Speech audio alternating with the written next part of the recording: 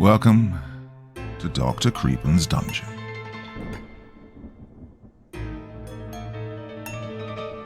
Unsettling things frighten us because they occupy the uneasy space between the familiar and the wrong. When something looks almost normal but not quite, our brains struggle to make sense of it, setting off ancient alarms meant to keep us alive. It's the subtle distortions, the quiet discrepancies, the things we can't quite explain that leave us most vulnerable. Instead of offering a clear threat we can fight or flee, the unsettling lingers, gnawing at our certainty and inviting our imaginations to fill in the darkness. And what we imagine is often far worse than anything we could see head-on, as we shall see in tonight's two tales. Now, as ever before we begin, a word of caution. Tonight's stories may contain strong language as well as descriptions of violence and horrific imagery. If that sounds like your kind of thing, then let's begin. The Group Home Massacre.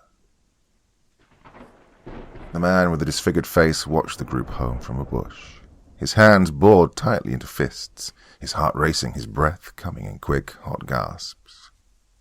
The house stood warmly lit against the darkness, a thin trail of smoke curling from its brick chimney. In the falling snow, it reminded him of postcards he'd seen. Merry Country Christmas, maybe, or Happy Holidays. Hatred surged through him. Years ago he lived in that house, and it was not a happy home. It was home to delinquents, truants, and incorrigible teens. Cruel, vapid, sadistic teens. The man remembered the taunting and the beatings, the fear that came with lights out, when other boys would come into his room and hurt him, the long, desperate, tear-filled nights. At 17 he left the group home in a broken heap. The intervening years were cold and joyless. His hatred grew until he could no longer contain it. And then he came back. In his coat pocket was a knife, and jammed down the front of his pants was a long screwdriver. Those were the weapons he wanted to use, up close and personal. He wanted to look into their savage faces as they died, to watch the life drain from their eyes. Presently the back door banged open and 4 boys piled out. He crouched lower, concealing himself. Through the wind-driven snow he could catch only snippets of their conversation. "Code for this," one said. "Come on," another replied. "Fun." He watched as one of the boys turned his back, covered his eyes, and started counting. The others scattered, fleeing into the field behind the house.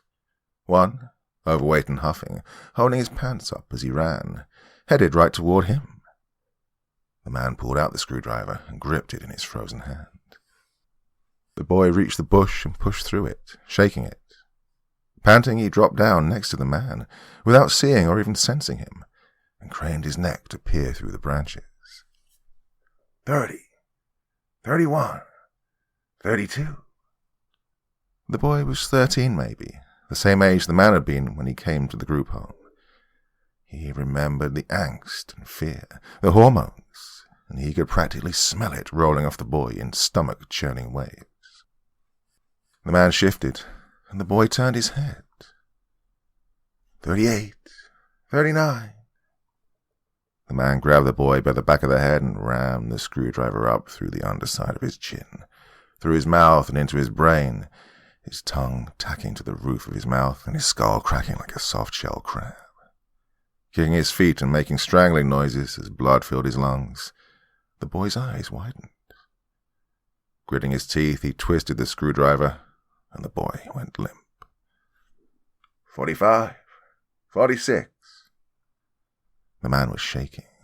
He closed his eyes and fought to catch his racing heart. The coppery smell of blood hung heavy in the air, and he licked his lips. 50. Ready or not, here I come. Bending over the supine body, the man pressed his lips against its neck and drank greedily of the rich blood. He pulled back and let the hot liquid work through him. And an idea struck him then. Taking the knife from his pocket, he took the boy's head in his lap and worked quickly. When he was done, he took the wet skin and stuck it over his face. "Gotcha." The counter was there, his head in the bush, a look of triumph on his mulatto face. The man grabbed him by the chin and rammed the knife into his ear. He didn't have time to scream. When he was limp, the man dragged him into the bush and heaped him on top of his friend. Emerging from the bush, he tucked the screwdriver into his pants and looked out over the field. Plenty of places to hide. "Ready or not?" he called out. "Here I come." Tracy Franklin sat at the counter and watched bemusedly as Roger and Libby bumped into each other. At one point, Roger, tall and lanky with glasses and a goatee, threw his head back and looked like he was ready to grab the old woman. "You're in my way, Libby," he said shortly. "Oh, hush," Libby said. She grabbed an empty pitcher from the counter and shuffled over to the sink. Shaking his head, Roger opened the oven, bent down and took out a tray of cookies. Libby poured tea mix into the pitcher and filled it with water. Holding it now, she turned around and bumped into Roger again. "God damn it," he yelled, nearly dropping the cookie sheet. "Watch your mouth," Libby said. Roger, who everyone suspected was gay, practically lived in the kitchen and was fiercely possessive of it. Though Libby or one of the other staffers always cooked dinner, Roger was constantly making tea, cookies, brownies, anything he could get away with. One time Dave even got him to make pot brownies.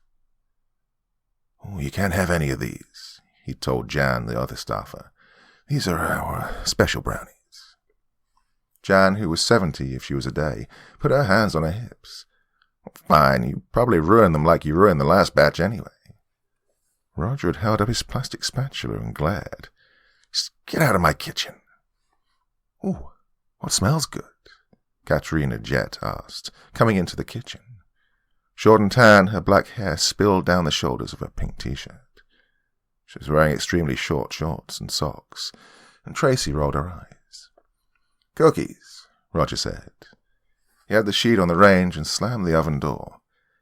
He dropped the pot holders next to the sink and went to the fridge. A radio Tracy suspected hailed from the 1890s sat atop it. "Why aren't you working?" Roger asked and slapped it. It came to life, music filling the kitchen. Libby sat the pitcher on the counter and turned, her eyes widening when she saw Katrina. "What are you doing, young lady?" she asked. Katrina grabbed an apple from the basket in front of Tracy and took a bite. "Getting a snack." "Go put some clothes on," Libby commanded. "There are boys around." Katrina, who was already leaving, looked over her shoulder. "I know." Tracy laughed. Slut," Roger muttered. "Roger, I'm going to write you up if you keep talking like that." "It's true, Libby. She prances around half naked and shakes her butt. I'm surprised she's not pregnant yet. Whose bright idea was it to combine the group homes anyway?" There were 2 group homes in Barronsville, both affiliated with the United Lutheran Children's Services organization. One was for boys and the other was for girls. The girls' group home burned down at the end of November, and the bigwigs simply transferred the girls to the boys' home. They didn't have to deal with it. The staffers on the ground, however, knew what was coming. After all, it was inevitable, wasn't it? Randy boys and girls thrown into the same house. Whoever would have thought, right? Tracy heard whispered rumors that Tiffany and Stacy had both had sex with one of the boys. A different one, Tracy assumed. And though they hadn't really done anything yet, Tracy and Dave were close. Her stomach fluttered when she thought of him. He was so tall and handsome, with blue eyes and a sly little grin. Tonight, maybe, she thought, imagining herself slipping into his bed after lights out. One of the night staffers came around with a flashlight every 45 minutes to check on them. Surely they could be done in 45 minutes. Tracy knew she could be. Not mine, Libby said now, shaking her head and shuffling off to the dining room. You don't like having us girls around? Tracy asked, putting her face in her hands and blinking her eyes prettily. No, Roger replied, scooping cookies off the sheet and onto a plate. You make too much noise. Oh, I think you're just worried about competition. Well, he shot her a dirty look. You can get out of my kitchen, too. Going, she said, hopping up from the chair. Beyond the kitchen was a wide dining room. Off to the right, a door led into the office. Ahead, past another threshold, was the living room, lit by the warm spill of a table lamp. Tracy paused in the doorway and glanced from the TV. Once upon a time, show the girls had gotten the boys into, to the couch. Dave and Bob were engrossed in the show. Bob, small and weasel-like, creeped Tracy out, but Dave liked him. Stacy sat in the armchair, her feet pulled up underneath her. Blonde and petite, she was wearing a white t-shirt and checkered shorts. "Where's everyone else?" Tracy asked. "Kat and Sean are upstairs," Tracy said without looking away from the TV. "And the others are playing hide-and-seek." "Well, so are Kat and Sean," Bob said with a sly grin. "You're thinking of Hide the Sausage," Dave said. "Yeah, you guys are gross," Stacy said. Bob looked at her. "You weren't complaining the other night." Stacy glowered at him. "Shut up, nothing happened." So much drama. But Dave was so fine. Biting her bottom lip, Tracy went to him and dropped into his lap. "Hey there," he said with a smile. "Hi," she said, her heart pounding. He smelled of cologne and aftershave. "What you doing?" "Watching TV," he said. "Oh?" she teased. "Season finale," he nodded. "You?" She shrugged one shoulder. "I was thinking of going upstairs. Maybe go to bed early." Dave's eyes widened slightly as he caught her meaning. One thing about him, he wasn't dumb like most teenage boys. "I'm kind of tired too," he said, faking a yawn and stretching. "Go on then," Stacy said. "You're being loud." Tracy smiled at Dave. "You want to go?" "Sure." And she took him by the hand and led him upstairs. He found the third boy crouching in a trench. The man tackled him and beat him about the face and head. The boy shouted and tried to fight back, but the man's thirst for vengeance made him strong. When the boy had lost consciousness, the man slit his stomach open with the knife and ripped out his entrails, steam rising from his gaping chest cavity. The man remembered something he'd read once about a fur trapper in the 1840s who killed Indians and ate their livers as a sign of contempt. Digging his hands into the dead boy's guts, he ripped out the liver and ate it. And when he was done, he made himself vomit onto the ground, and then ate it again. He was thinking of doing it again when he remembered the fourth boy. Getting to his feet, he wiped the blood from his mouth and went off in search of him.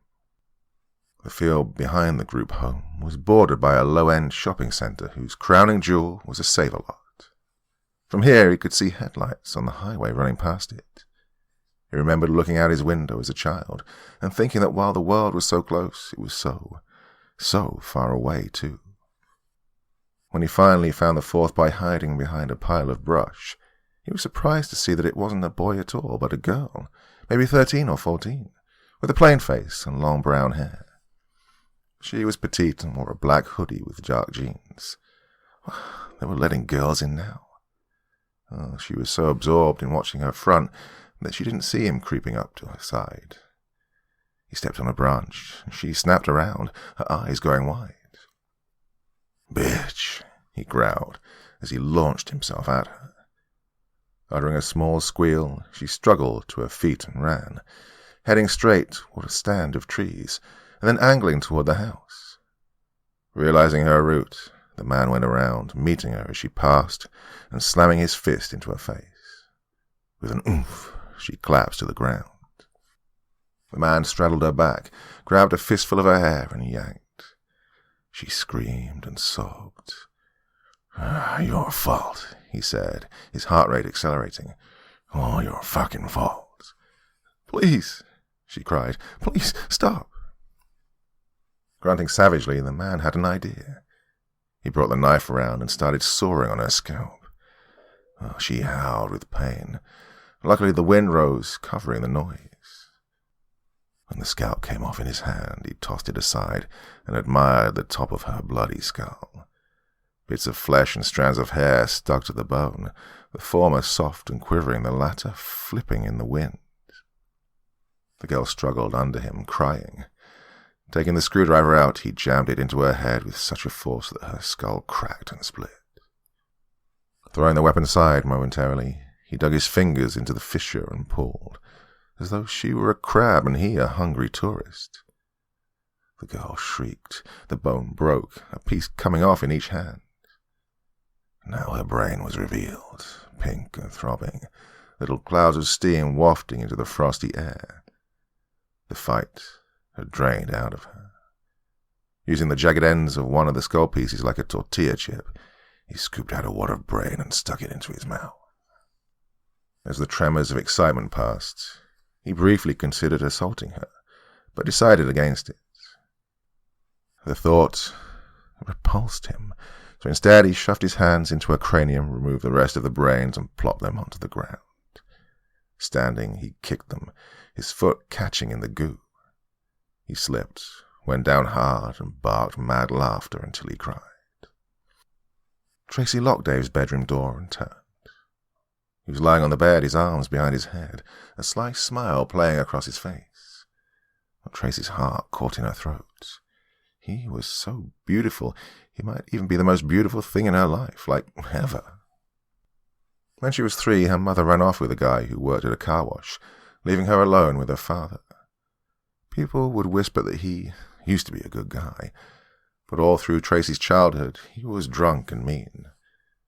As she grew older, she suspected that he resented her for what her mother had done.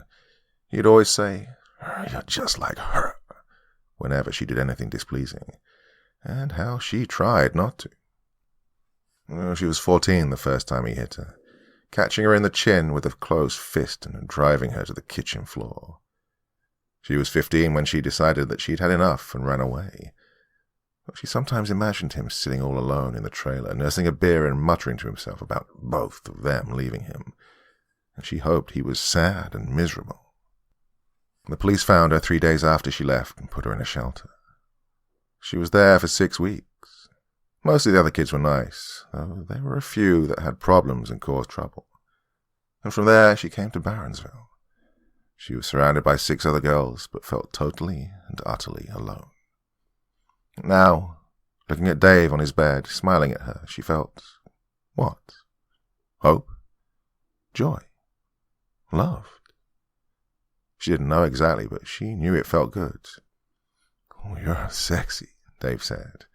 She blushed, her heart going pitter-patter. "Do you really think so?" "Yeah." She went to him and sat on the edge of the bed. "I don't think I am," she said with more than a hint of truth. She was too skinny, her brown eyes too big, her reddish blonde hair too short, barely reaching her shoulders. She didn't know why, but it wouldn't grow longer. Sitting up, Dave looked her in the eyes with an intensity that scared her. "You're wrong." Put his hand on the back of her neck, and Tracy sighed. It was so warm and gentle. Then they were kissing, their tongues darting coyly into each other's mouths. Tracy had only kissed one boy before, and she thought it was gross, his slimy tongue caressing the insides of her cheeks. But with Dave it was different, electric. Her hair turned to jelly, and her heart blasted against her ribcage so hard it was almost painful. She ran her fingers through his hair as he laid her down. His hand slipped inside her shirt, his nimble fingers grazing her. She felt herself dampen. He moved closer, kissing her neck and nibbling her ear. She gasped and exhaled, and he worked lower still, unzipping her pants. For a moment, something like terror fell over her. This was it, she realized, her big step into womanhood. What would Dave think of her body? Would he like it? She covered her eyes as he slid down her pants. Next, he hooked his fingers into her underwear, and those came down too, the feeling of the fabric moving against her fevered skin exciting her even more. She opened her mouth to speak, to ask Dave what he thought. But she got her answer. She jumped, a tingling thrill running up her spine. "Oh," she sighed. It was all she could muster. The tides of pleasure were rising up around her, threatening to sweep her away. Long tendrils of crackling sensation crawled up her body. And gasping, she grabbed handfuls of sheet and bared her teeth lest she cry out and someone hear. While outside, the wind moaned. Covered in blood and panting, the man crept to the back steps and paused, listening. When he was satisfied that he was alone and unobserved, he crouched down and picked his way up the concrete steps. Amber light fell through a window in the door. Peeking in, he saw the kitchen. Ancient striped wallpaper, cracked yellow linoleum, outdated appliances. It was exactly as he remembered it. The countertop was the only thing that had changed. In his day it was tan, and now it was green. A boy in a pair of jeans and a green apron was rifling through a cabinet over the sink. The man tried the knob. It was unlocked. Taking the knife out, he turned the handle and slipped inside, the warm air caressing his icy face. "Wipe your feet," the boy called out without looking. "I don't want dirt and mud in my kitchen." The man closed the door behind him and turned the deadbolt. The boy stopped what he was doing. "Libby, where are the sprinkles I bought?" "The cabinet," a voice called back. "Libby." An image of the old woman's sunken face danced through his mind's eye. Her hooked nose, the mole on her upper lip, her beady eyes. She reminded him of a bird, maybe a buzzard, perched on a branch and waiting for something to die. Oh, she had to be in her late 70s. God, why wasn't she retired yet? Was Jan still here too? As if in answer, the boy let out a long sigh. "Jan, my sprinkles." "I don't know, Roger. You need to keep track of your own things. You're a big boy." Hatred coursed through the man. Jan was a freaking tyrant. She would walk through the house and make sure that everything was perfect. Beds had to be made with military precision. Chores had to be done twice. If your clothes were wrinkled or your hair unruly, she'd make you go back to your room and try again. If you so much as blinked while she was talking to you, she'd write you up and you'd lose all of your privileges for days, sometimes even weeks. No TV, no going outside, no hanging out in your bedroom. You were to sit at the dining room table and twiddle your thumbs, or, if you were lucky, do schoolwork. The man hated Jan. From the moment he came to the group home, the old woman had something against him. Maybe she didn't like his face. Maybe it was his voice. Who knew? He sure didn't. But when he came to her about the other boys bullying him, throwing blankets over his head after lights out and beating him in the face, shoving him and tripping him, she ignored him. She didn't care. And a grin crept across the man's disfigured face. Oh, he was going to enjoy killing her. Shaking with anticipation, the man started into the kitchen. Sensing him, the boy turned, his expression going from put upon to terrified. Pouncing, the man swept the knife through the air in a deadly arc. The tip sliced the boy's throat, the skin parting like the Red Sea. Gasping and gurgling, the boy raised his hands to his throat and stumbled back against the counter, blood cascading down the front of his apron. The man grabbed him by his apron and stabbed him in the chest. The boy's face paled and he went limp, falling to the floor with a loud thud. "Roger, what was that?" Jan called. The man looked up just as Jan came out of the office. She saw him, jumped, and stopped. Stepping over the body, he went for her, raising the knife. Frozen in fear, she didn't move, didn't speak, though her mouth worked soundlessly. "Remember me," the man whispered. Jan's eyes were wide, her wrinkled face agog. With his free hand, the man pulled the dead boy's face from his own. "Remember Danny Prince?" She jerked as if shot, her hand flying to her chest. A loud, low moan escaped her lips as she fell against the doorframe. You're... "Jan?" Libby asked worriedly. Jan's eyes rolled back in her head. She slid slowly to the ground. "Oh my God, Jan!" Libby appeared then, bending over the dying woman. The man raised the knife and brought it down, burying it in her neck. She hissed and fell, and then was still.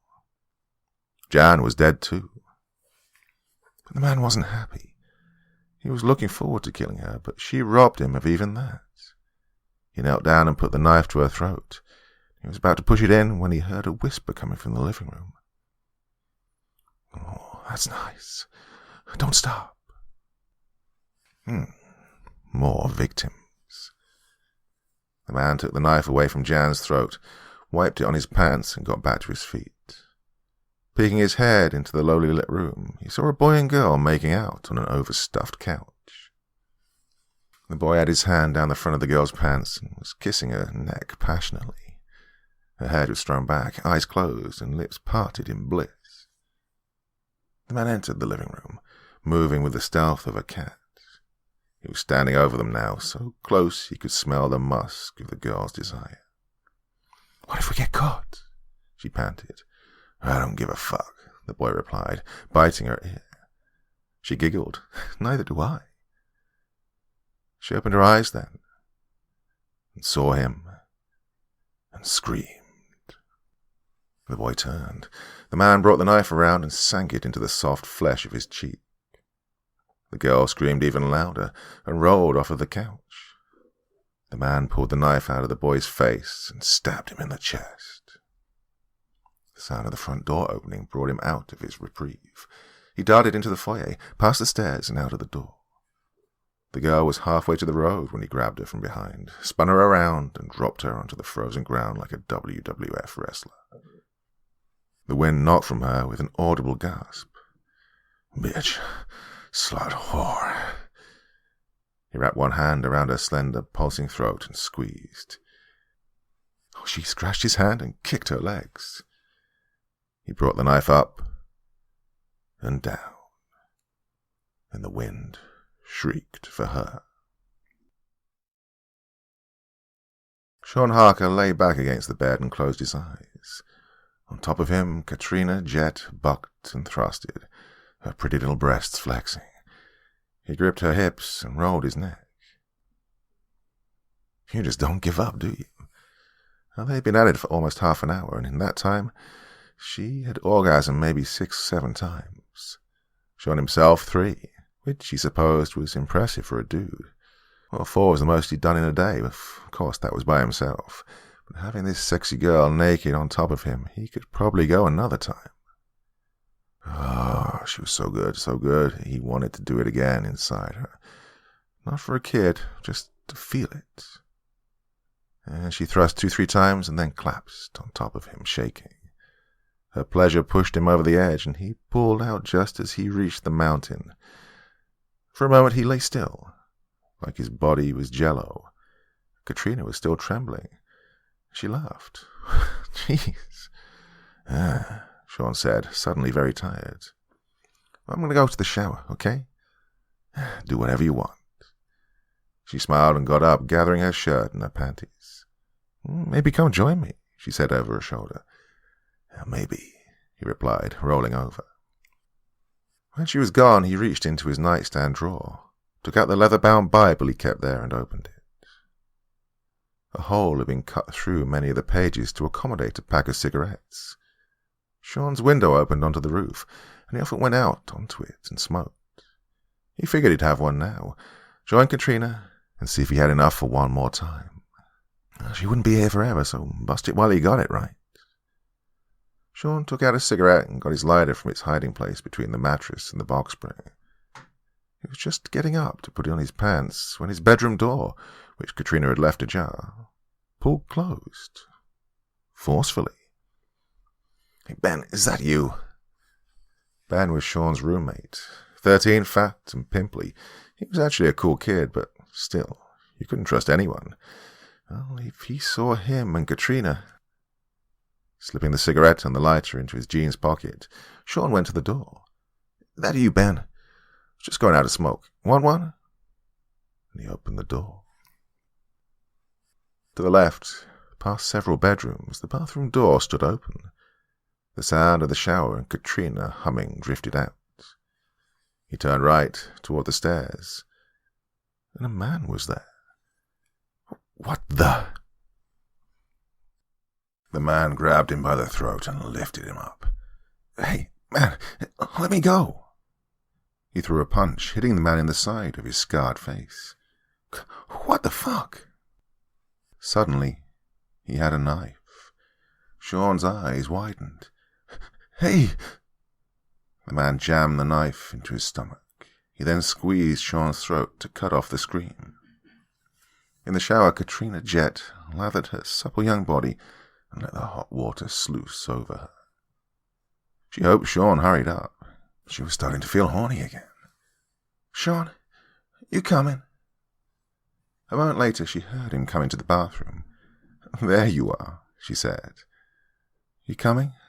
I'm ready." No reply. Only heavy breathing.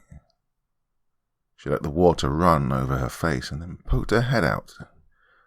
A man with a horrible, misshapen face greeted her.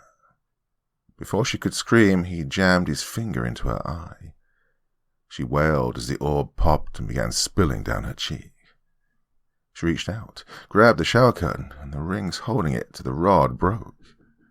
She fell, watching in horror as the mashed remains of her eyes stuck to the tip of the man's finger.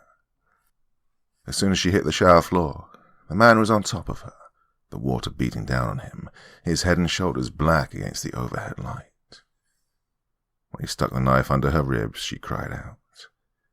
Then the knife was entering her good eye, and darkness reigned forevermore.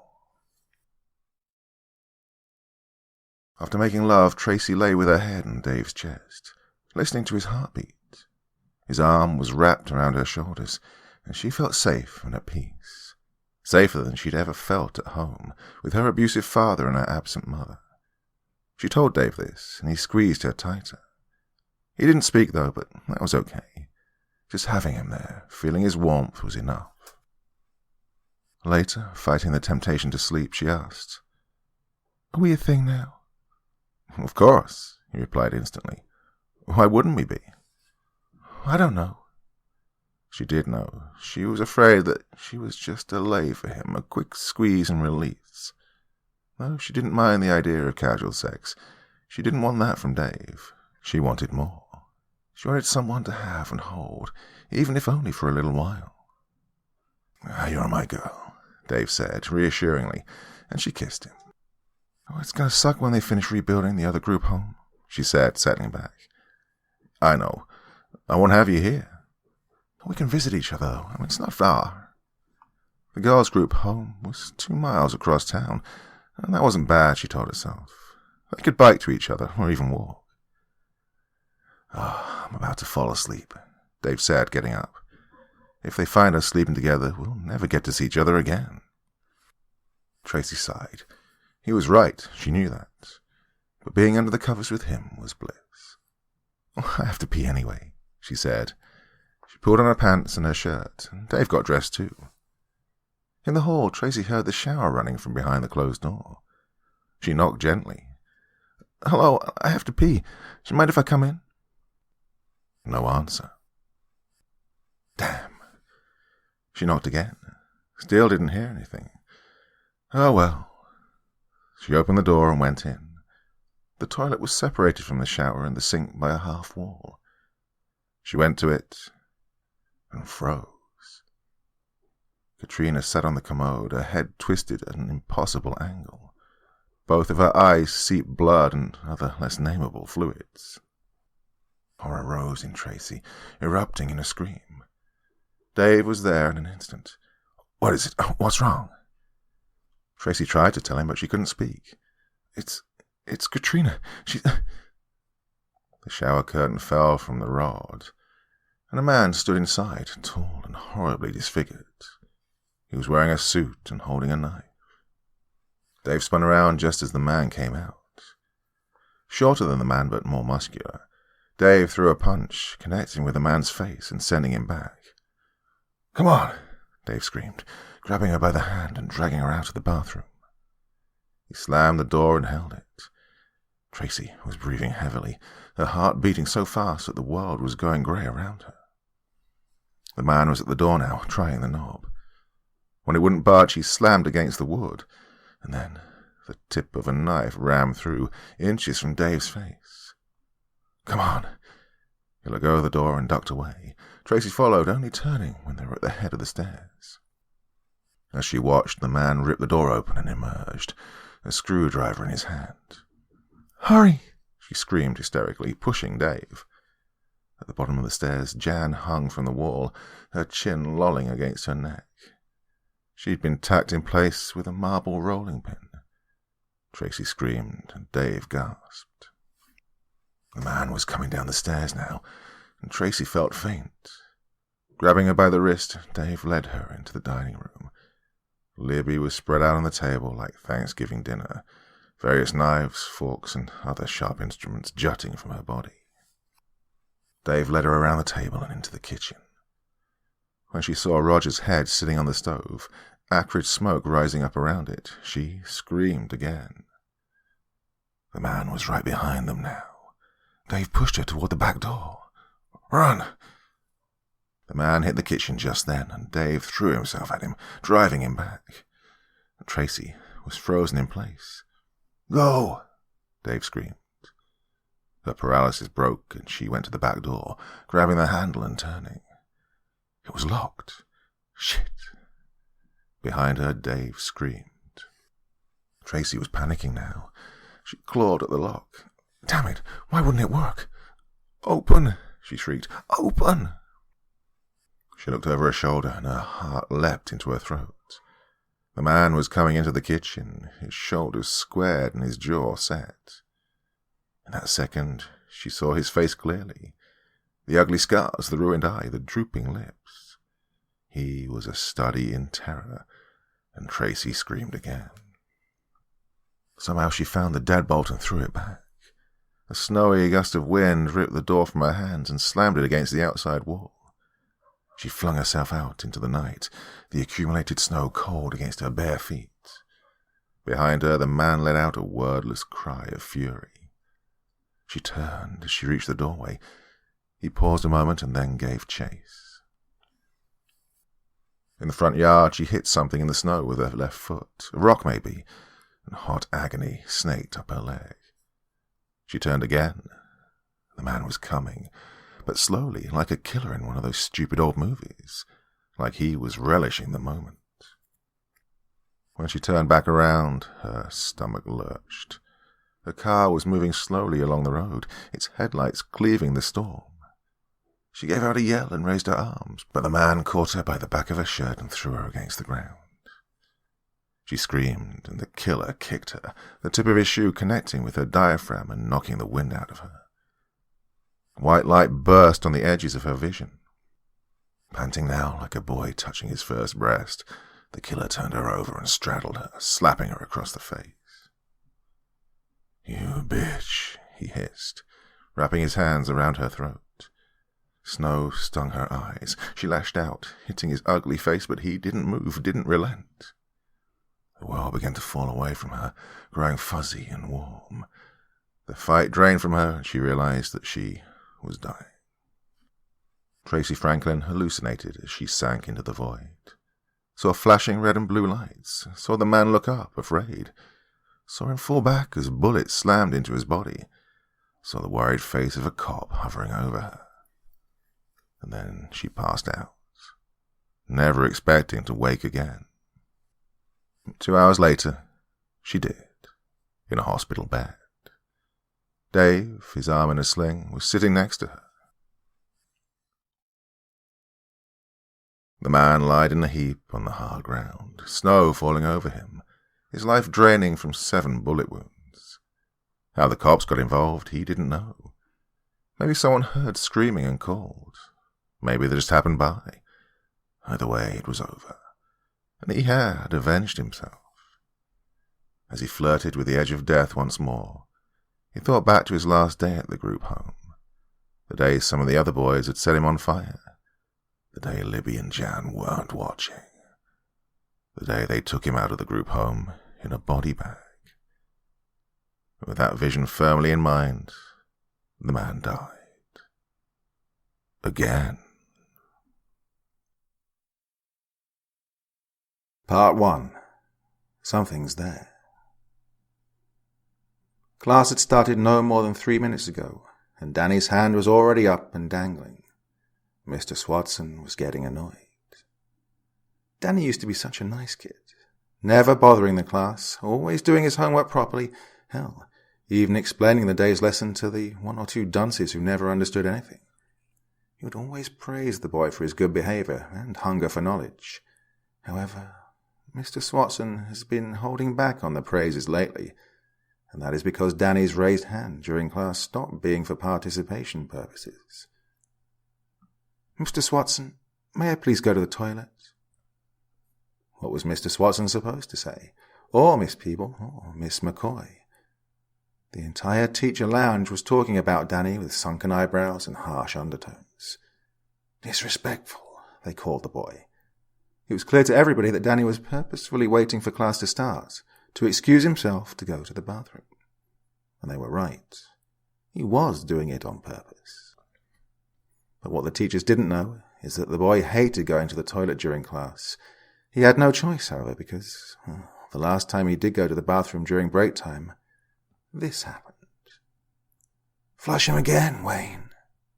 Danny tried to pull his head out of the toilet, but he hadn't been blessed with puberty yet and was being held down by two upperclassmen who were.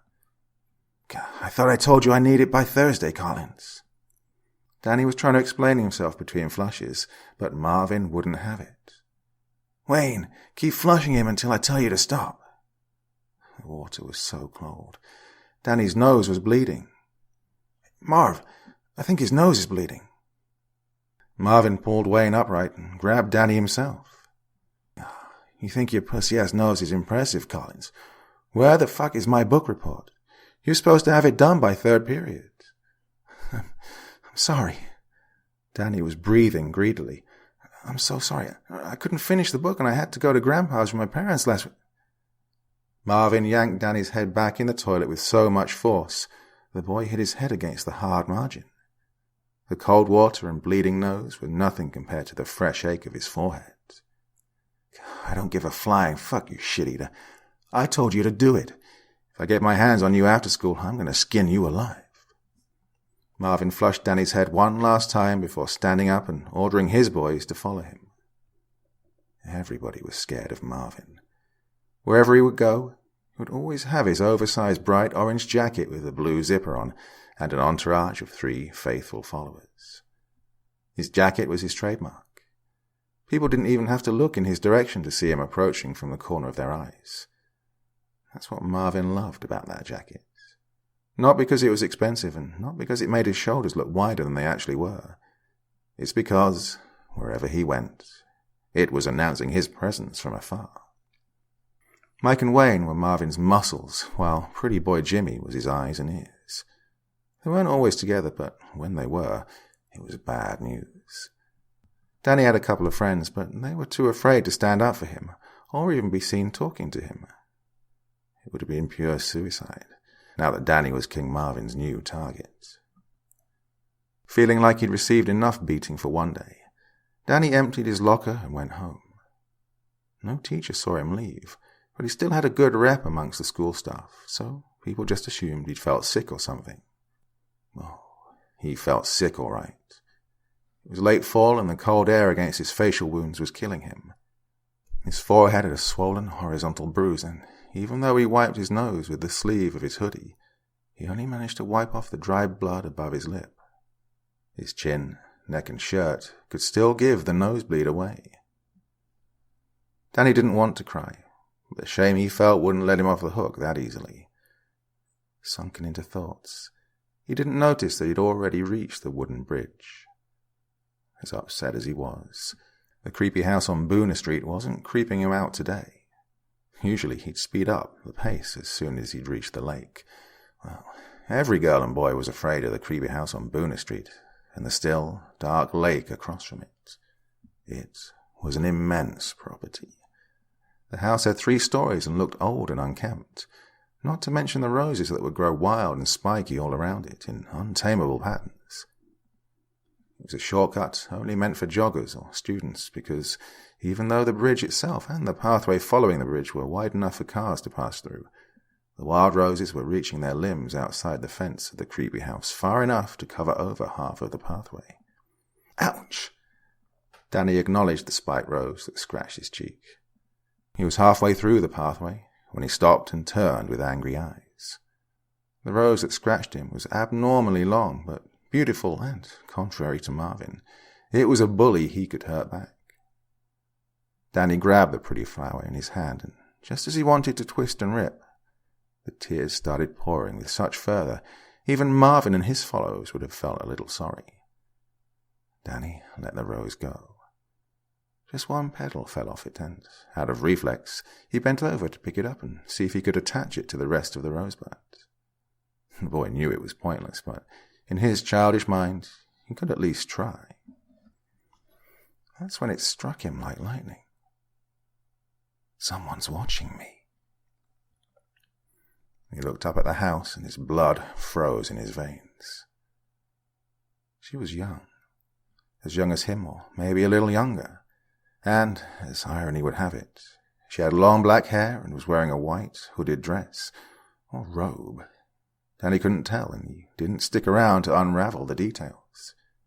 She was the embodiment of every ghost-themed horror movie. Danny ran like a bat out of hell, and by the time he got home, Marvin's bullying from before was just a little less bad than seeing a ghost. Part 2. And it's moving.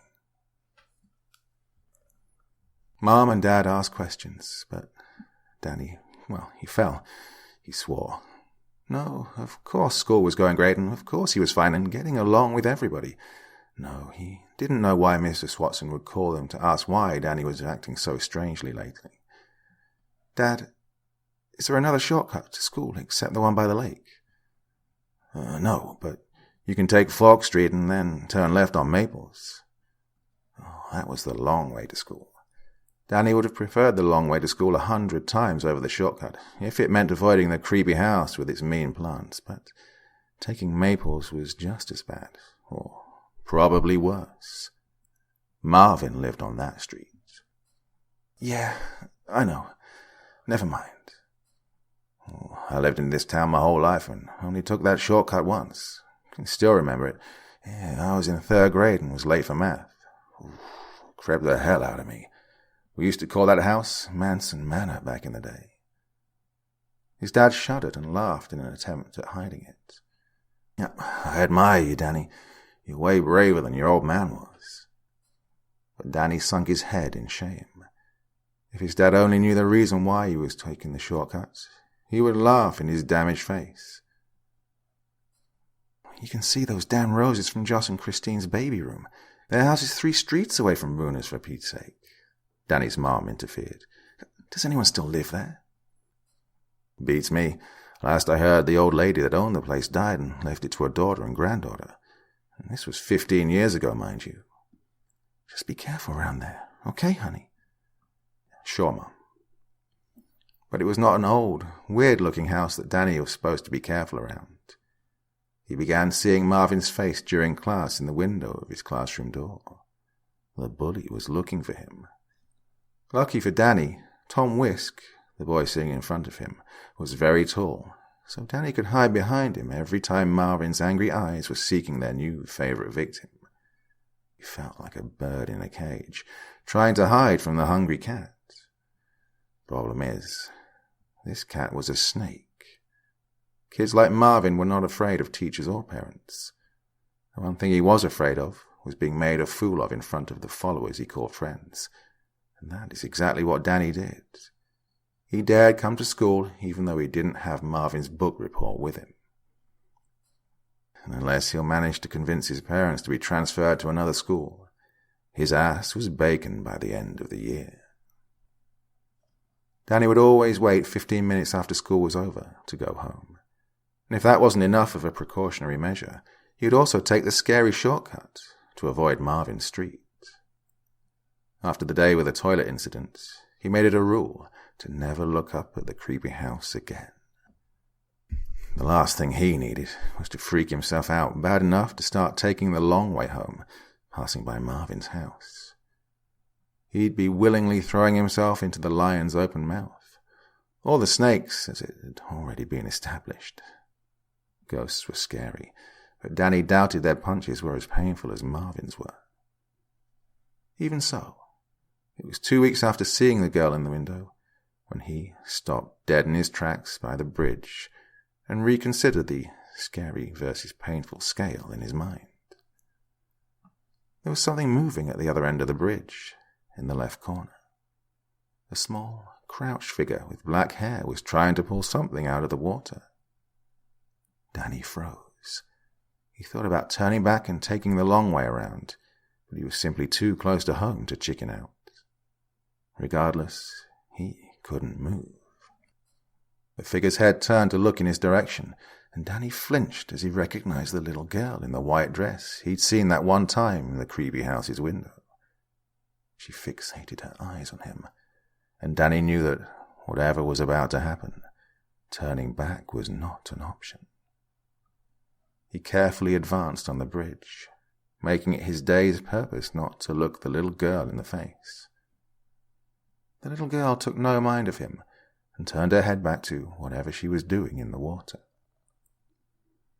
The wood was creaking under Danny's steps, and, given the circumstances, he couldn't decide if he should walk slower or faster.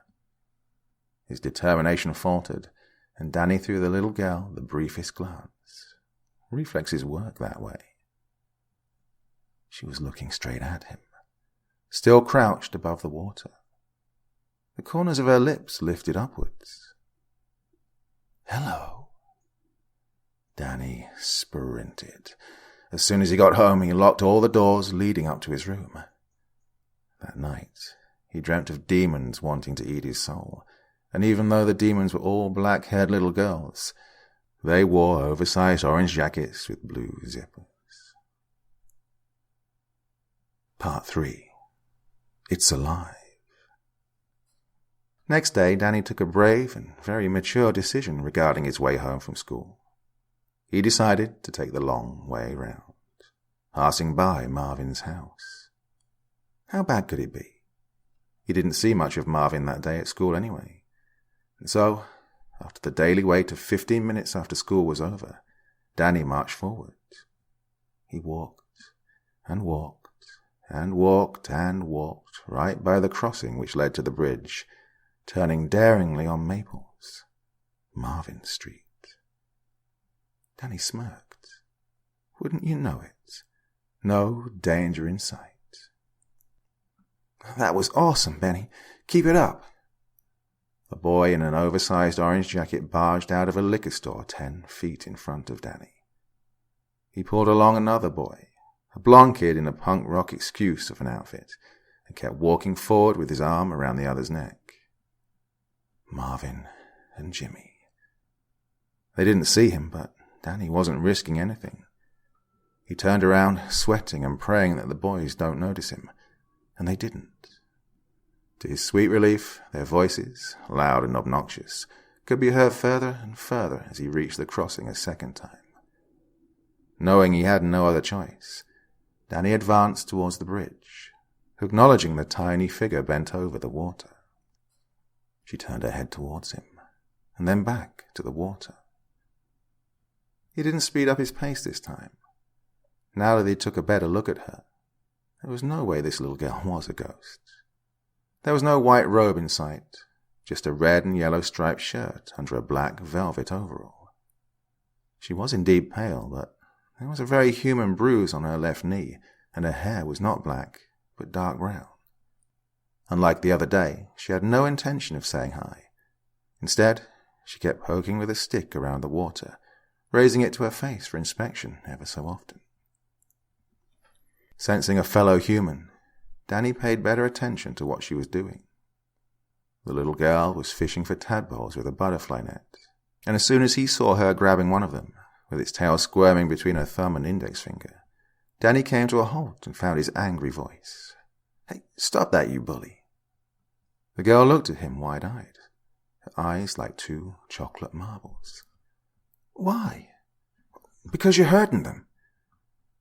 She inhaled sharply and threw the tadpole back into the water, shocked of what she'd just found out. "My God, I'm so sorry. I didn't know."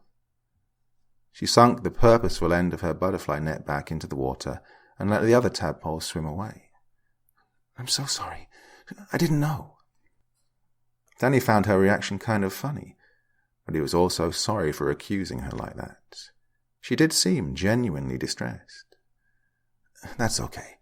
Only a few of them survived to become frogs anyway. The girl looked at him with questioning eyes. They become frogs? Yeah. Oh. Danny remembered to keep on walking. You almost hurt a rose too, you know. He looked at her, not sure he knew what she meant. I saw she hurt you, so I called her back in the garden. Violence doesn't work with them. You need to ask nicely. Danny was at a loss for words. Okay. A sudden smile shone all over her face. You learned something from me today, and I learned something from you. Mom said friendship is bringing out the best in another person and letting that person bring out the best in you. Can we be friends? Danny chuckled, and the little girl looked very hurt.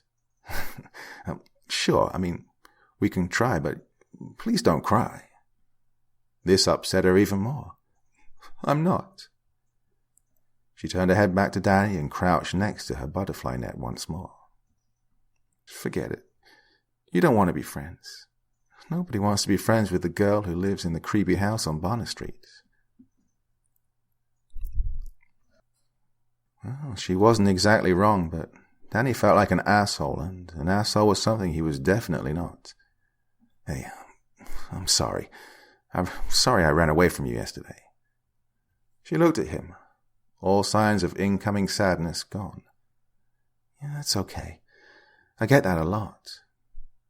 He pretty much expected that answer, but what he didn't expect was a sweet smile that followed it.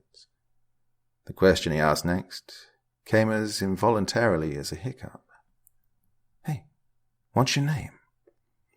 I can't tell you that. Kids like you laugh when they hear my name. It's a weird one. Just call me whatever you like. Danny frowned. Can I just call you by your name? She looked his way and blinked once before answering. It's Clotho. Well, that is a weird name. Told you. I'm Danny. Clotho smiled again. Can I ask you for a favor, Danny? What favor? Well, what not weird girl name would be closest to my name? Danny was dumbfounded. What? What not weird girl name would be closest to my name? Well, that would be... What's your name again? She pouted. Clotho. Right, Claire, I guess. No, Chloe. Yeah, Chloe would be a not weird alternative. What does that mean? Alternative.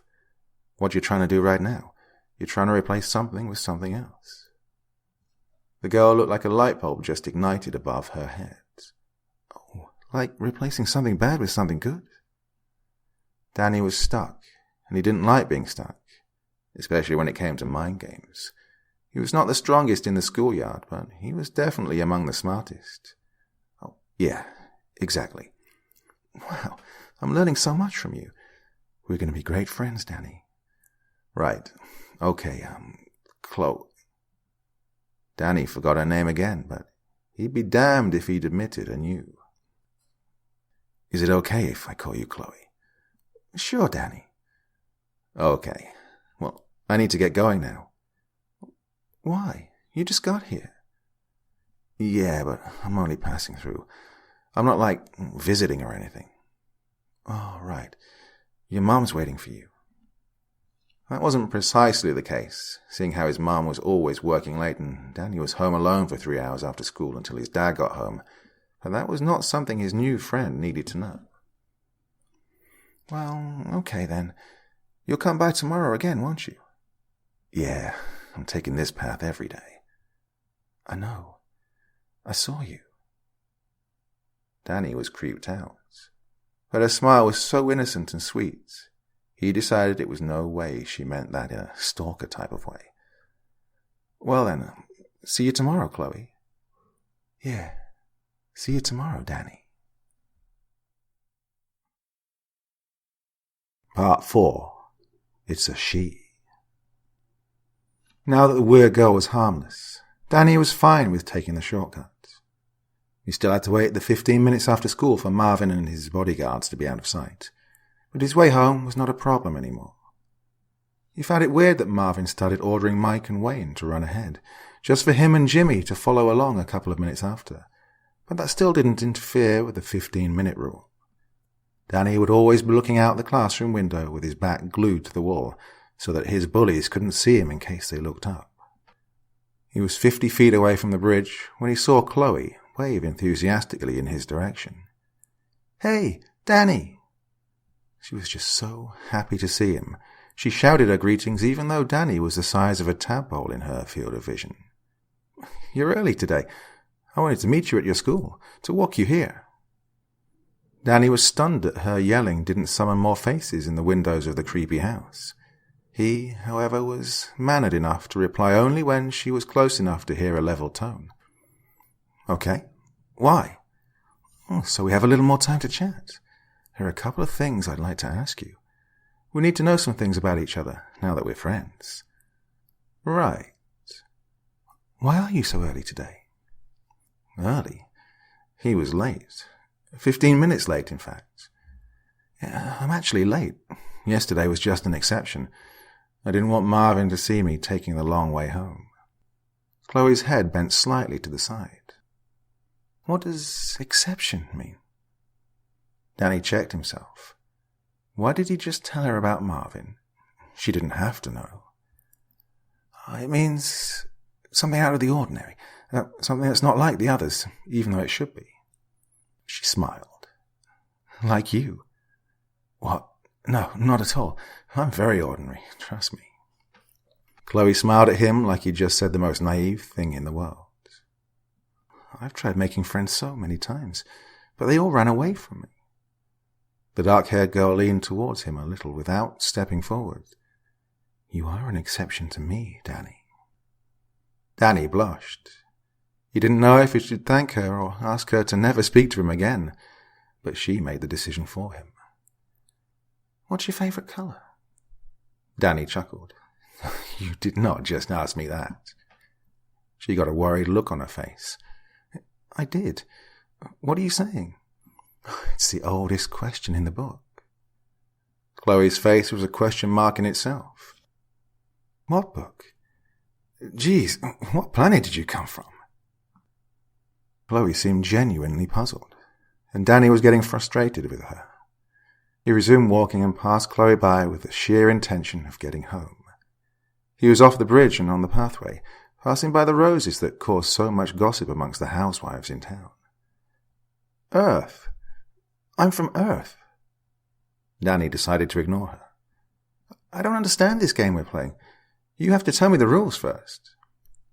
Danny let out an exasperated sigh and yelled from the center of the pathway in the girl's direction. "All of them." "All of what?" "All colors. I like every color there is." Chloe was astounded. "Really? I thought you'd say blue or something." "Nah, I've always liked them all the same. I could never pick a favorite." Chloe was beaming. "See? Told you. You're an exception." Danny couldn't help himself. His sudden good mood was undeniable. He thought the girl was dumb and weird, sure, but she definitely knew how to boost a loser's ego. "Thanks. You're an exception too." Chloe's big eyes got even bigger. "I am?" "You sure are. See you tomorrow, okay?" She looked disappointed, but she still took his remark as a compliment. "Okay. Have a nice day tomorrow." Part 5. She's pretty stupid. He had no idea how it got there, and he had no idea what he did to deserve it. He only let his school bag out of sight for 10 seconds at a time, whenever the ball landed in his hands and he needed to scan the court to see whom to pass it to. The gym teacher was fine with the kids leaving their school bags on the benches during sports. That, of course, was good for Danny, because the lock to his locker was busted, meaning he'd have to drag his rucksack with him everywhere. Even though they were older, Wayne and Mike were in Danny's gym class because both of them were slightly overweight, and their parents told the gym teacher they would not be able to participate in sports due to their bad knees. Last time the teacher argued against such affirmations, he got himself a lawsuit, which is why he agreed for Mike and Wayne to just sit, watch, and laugh at other kids from the side during sports. Wayne and Mark were chatting on the bench, throwing an eye to the basketball game ever so often. Danny would never have thought it was him they were there for. He simply did his best at being mediocre, grabbed his rucksack on his way out of the gym and, just like everybody else who'd been in constant motion for the past 50 minutes, went for the water bottle first thing when hitting the locker room. Danny probably would have noticed what was happening if he'd seen Mike getting his iPhone out to film him. It's like finally finding a toilet after holding it in for several minutes, like doing something illegal and still be found innocent after weeks of living in fear. It can also be compared to relief, be it sexual or otherwise. That first gulp of water after an exhausting workout could bring anyone to close their eyes and just dive into the blissful moment. In other words, that is exactly what Danny did. Just as he brought the bottle to his mouth, he closed his eyes and let it pour its contents into his thirsty cavity. He didn't see it. He just vaguely heard mild gasps around him, but he would never have thought they had anything to do with him, until he felt it moving on his tongue. Danny opened his eyes. He just saw the legs of something black and furry advancing into his mouth, maximized through the bottled water. He threw the bottle against the wall in front of him and fell to his knees with both hands around his neck. Some boys were laughing. Others were yelling. Danny placed an elbow on the floor and forced himself to cough up the contents he'd just swallowed. The vermin wasn't swallowed yet, but it was definitely struggling towards his insides. Danny was so desperate to get that disgusting, fuzzy movement out of him that he yanked his right hand into his mouth and grabbed the being by a leg with the help of 2 fingers. The spider was thrown on the floor for everyone to see and be disgusted by. It was huge, and scared too, but before it could find shelter under a bench, a merciless sneaker forced it to meet its maker. Danny was still coughing. Mike and Wayne were still filming. Danny's ears went deaf with rage. He was so angry, he imagined a massacre happening right then and there. Everybody who was making a big circle around him deserved to die a painful, bloody death. He imagined the walls painted red in the blood of those laughing at him, and yet the person who, he thought, deserved the most torture wasn't even there. Marvin. Who's that? Danny was startled. Chloe's big, dark eyes were studying him expectantly. He didn't even notice her there, standing at the end of the bridge at a time of day he would normally never leave school. His mind had gone completely blank after sports. Danny never skipped class. Ever. He was turning into a badly behaved boy, and he knew it. His parents were going to get another call from Mr. Swatson that evening, and he dreaded it almost as much as he dreaded encountering Marvin. You're upset. Of course he was upset. Danny wanted to call her stupid, just to feel the comfort of knowing that there were people out there who were weaker than him. But Danny wasn't a bully, and no matter how stupid Chloe was, she was willing to be a friend right when he needed one most. Danny felt the incoming waterworks and, to his own surprise, he walked angrily to the bridge's margin and sat down on the wood, his feet dangling above the water's mirror. Chloe joined him. For someone as stupid as he thought her to be, she sure had a feel for upset people. She just sat there, saying nothing, waiting for a friend to speak first. And he spoke all right. I hate them. Who? The bullies. I hate them all.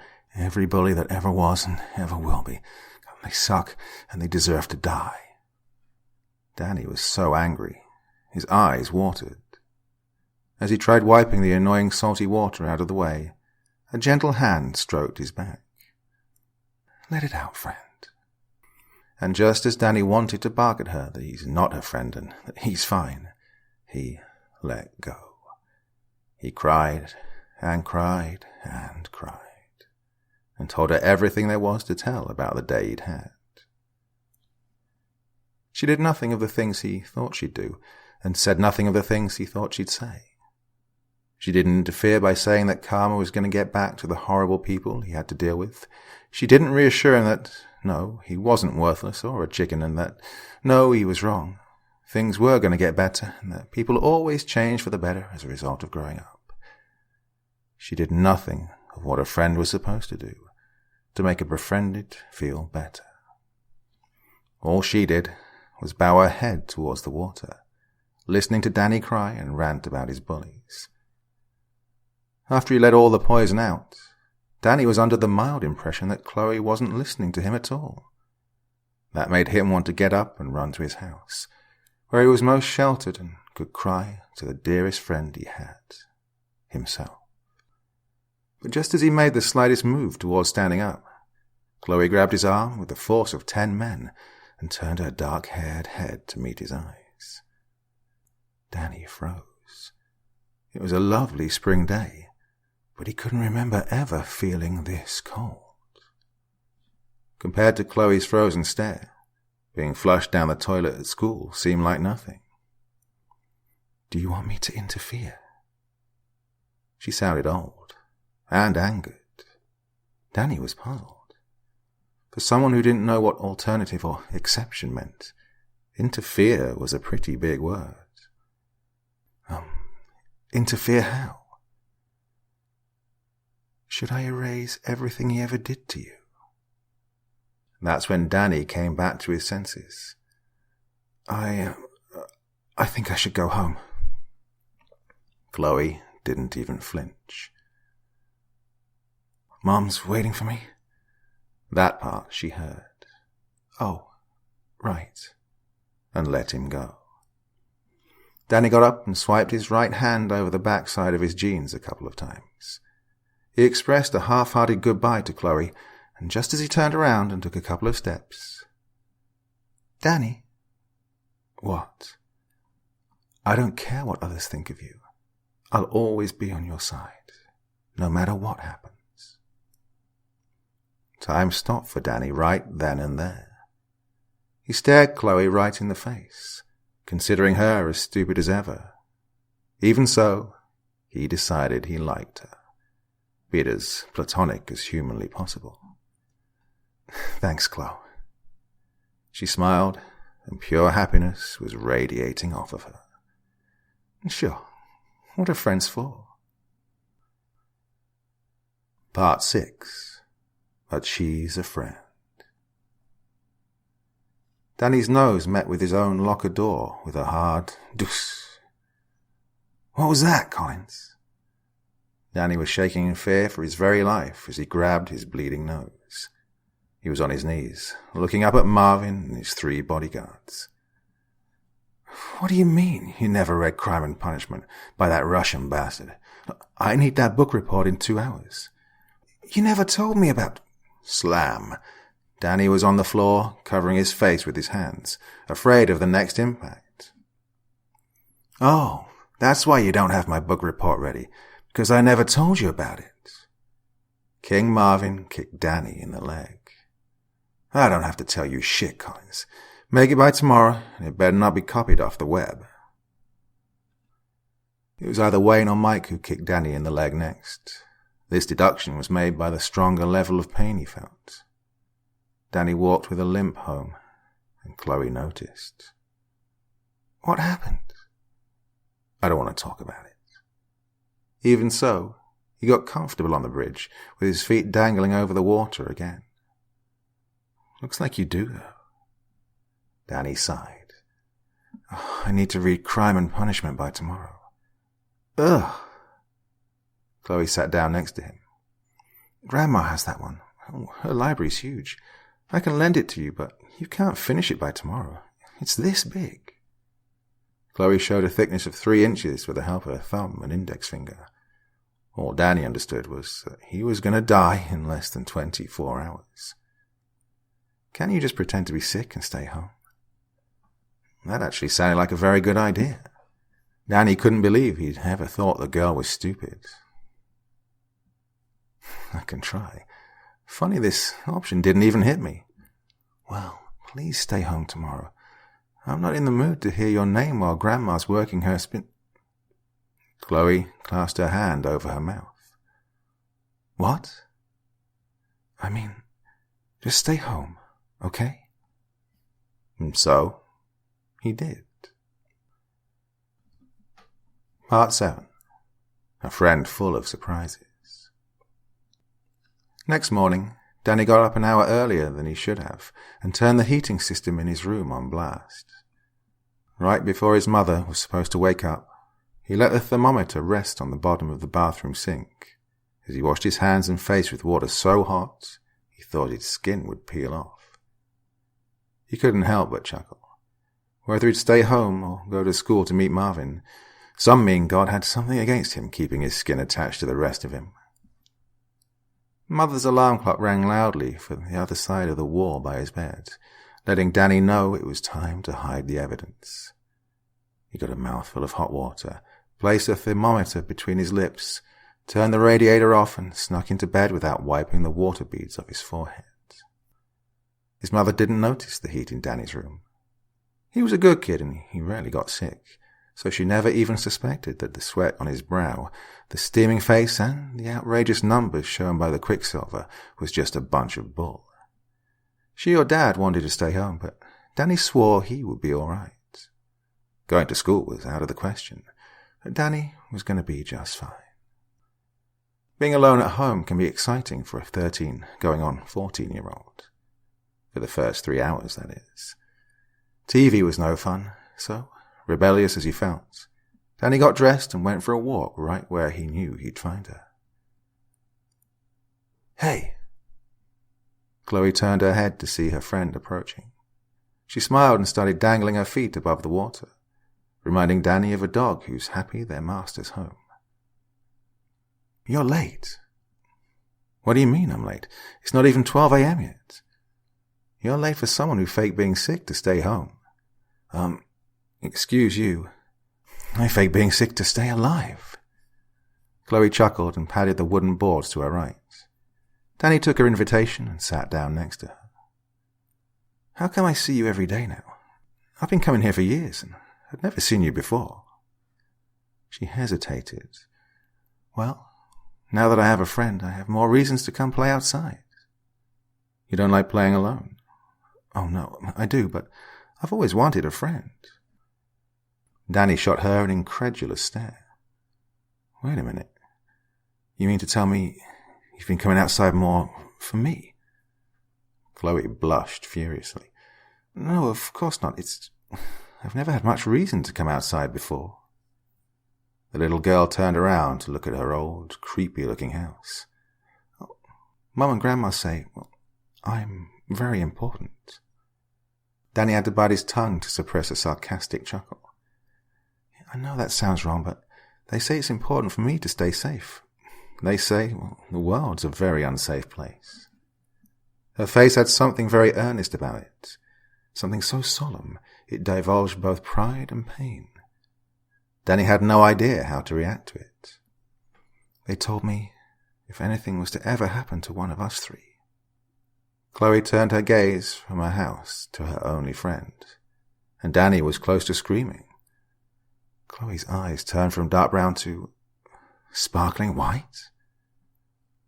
That the world would end. No, her eyes were as brown as they always were. The sun was only playing tricks. Chloe sounded sad and Danny didn't like it. He grabbed her hand, pulling her out of her daze, and spoke as convincingly as a 13-year-old victim of school bullying could. You're just a kid. Chloe blinked twice in surprise. Sure. If something will ever happen to me, I'm sure my parents' world would end, but that's no reason not to come outside at all. Yeah, the world is messed up, but it's also beautiful. You just have to find the courage to learn its ways. You can't just live cooped up in an old home. Want to see it? No. impact at all. He had had one chance at delivering a life-changing speech, and he blew it. Chloe was back to her cheerful, childish, dumb, brown-eyed self again. Danny sighed. See what? My house. Yeah, I don't think that'd be such a good idea. Oh, come on, you worrywart. Mum and Grandma are in the backyard picking cotton. I can show you around for a bit until they come back. Danny wanted to excuse himself and go home, where he was expected to be lying in bed and resting. His head was already on its way to his house, but his heart, alongside his physical self, was following Chloe inside the creepy house on Boona Street. Few feelings are more powerful than fear. Curiosity is one of them. Welcome to my humble abode, Chloe chimed. I heard that one in a movie. Come on. The girl ran towards the other end of the hallway. Danny wanted to take his shoes off first, but Chloe tugged impatiently at him. Hurry, we need to hurry. Danny followed her to something that looked like it had once been an enormous ballroom. Even though massive blackout curtains were covering every inch of window possible, the room was very well lit. 4 chandeliers were hanging low above the ballroom. They were all powered by candles, not electricity. To the right of the room were 2 doors, and to the left, a couch and an enormous flat-screen TV. Far ahead were 2 staircases leading to the first floor and beyond. The massive double door that stood tall and proud between the staircases was open just a creak, further tickling Danny's curiosity. The floor was coated in a very expensive-looking gold and crimson-coloured rug, and Danny couldn't tell if the walls were painted or covered in wallpaper. Despite its scary shell and intimidating size, Chloe's home was very clean and very sophisticated-looking. However, it wore neither a welcoming hue nor a homey vibe. It was certainly big enough for a kid or 5 to play indoors, but definitely not suited for a child as cheerful as Chloe. The creepy house on Boona Street was big, strong, and ready to crush uninvited guests. That's the library, Chloe said, pointing to the open double door. Her next words guided her finger to the 2 identical doors on the right. That's the kitchen, and that's the pantry. The girl chuckled as she started walking towards one of the staircases. Danny followed. The kitchen and the pantry are almost identical. Mom and Granny think some things from the pantry belong in the kitchen, and that every pantry needs a table and chairs. Pictured it yet? Danny let out a short laugh. Oh, I'd love to show them to you, but I don't think we have enough time. I'm not allowed to bring friends over. Not allowed to bring friends over. Nor is she actually allowed to leave the house. No wonder she's so clingy, Danny thought. Say, Chloe, do you have any brothers or sisters? No. The 2 of them reached the first floor of the house. Mum had to give birth to 1 daughter. Her mum, my granny, had to do the same. And her mum before that, and the mum before that, and so on. Danny was confused. And what if one of you was born a boy? Not possible. Chloe turned to look at him. Oh, I'm not allowed to tell you these things. Danny was genuinely intrigued. Neither are you allowed to have me over, but you're still doing it, aren't you? Poor Chloe looked puzzled. I won't tell anyone, Chloe.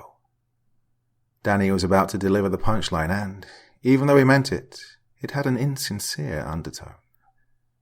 I'm your friend. The girl sighed. I'd love to tell you about it, but I'm really not allowed to. Why did your eyes get so weird before? Chloe's posture went rigid. I've no idea what you're talking about. Yes, you do. A couple of seconds passed by without any of the 2 moving.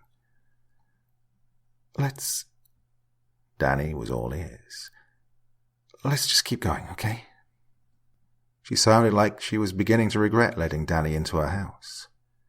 Chloe advanced on the dark hallway that stretched out in the depths of the first floor. I'm sorry. You don't have to tell me if you don't want to. No, you're right. Danny counted 3 unopened doors she passed by, when she turned around furiously, grabbed him by the arm and led him out of the hallway and back to the staircase. "Are you angry with me? Should I go home?" "No." Surprisingly, when reaching the staircase, they did not descend it, as Danny might have expected. Chloe, instead, had Danny follow her to the 2nd floor, where one old, yet very well-kept door stood before them. "This is where my mother, grandmother, and I work." Danny snapped his head in her direction. Did she say, "I"? How's it possible for a 12 or 13-year-old girl to be put to work by her mother and grandmother? Before he had the chance to mention Child Protection Services, Chloe inhaled deeply and opened the door. The attic was also well lit, this time, however, by pure daylight. The dust particles that swam through the air looked like glitter, and even though there were plenty, the room was very clean. Danny tried to comprehend what he was looking at. The wooden contraption seemed to be ancient, yet very steady and complex. The longer he stared at it, the more detail he was able to distinguish. Whatever it was a beautiful tool, and the glitter swaying all around it made it look like the cover of a fairy tale.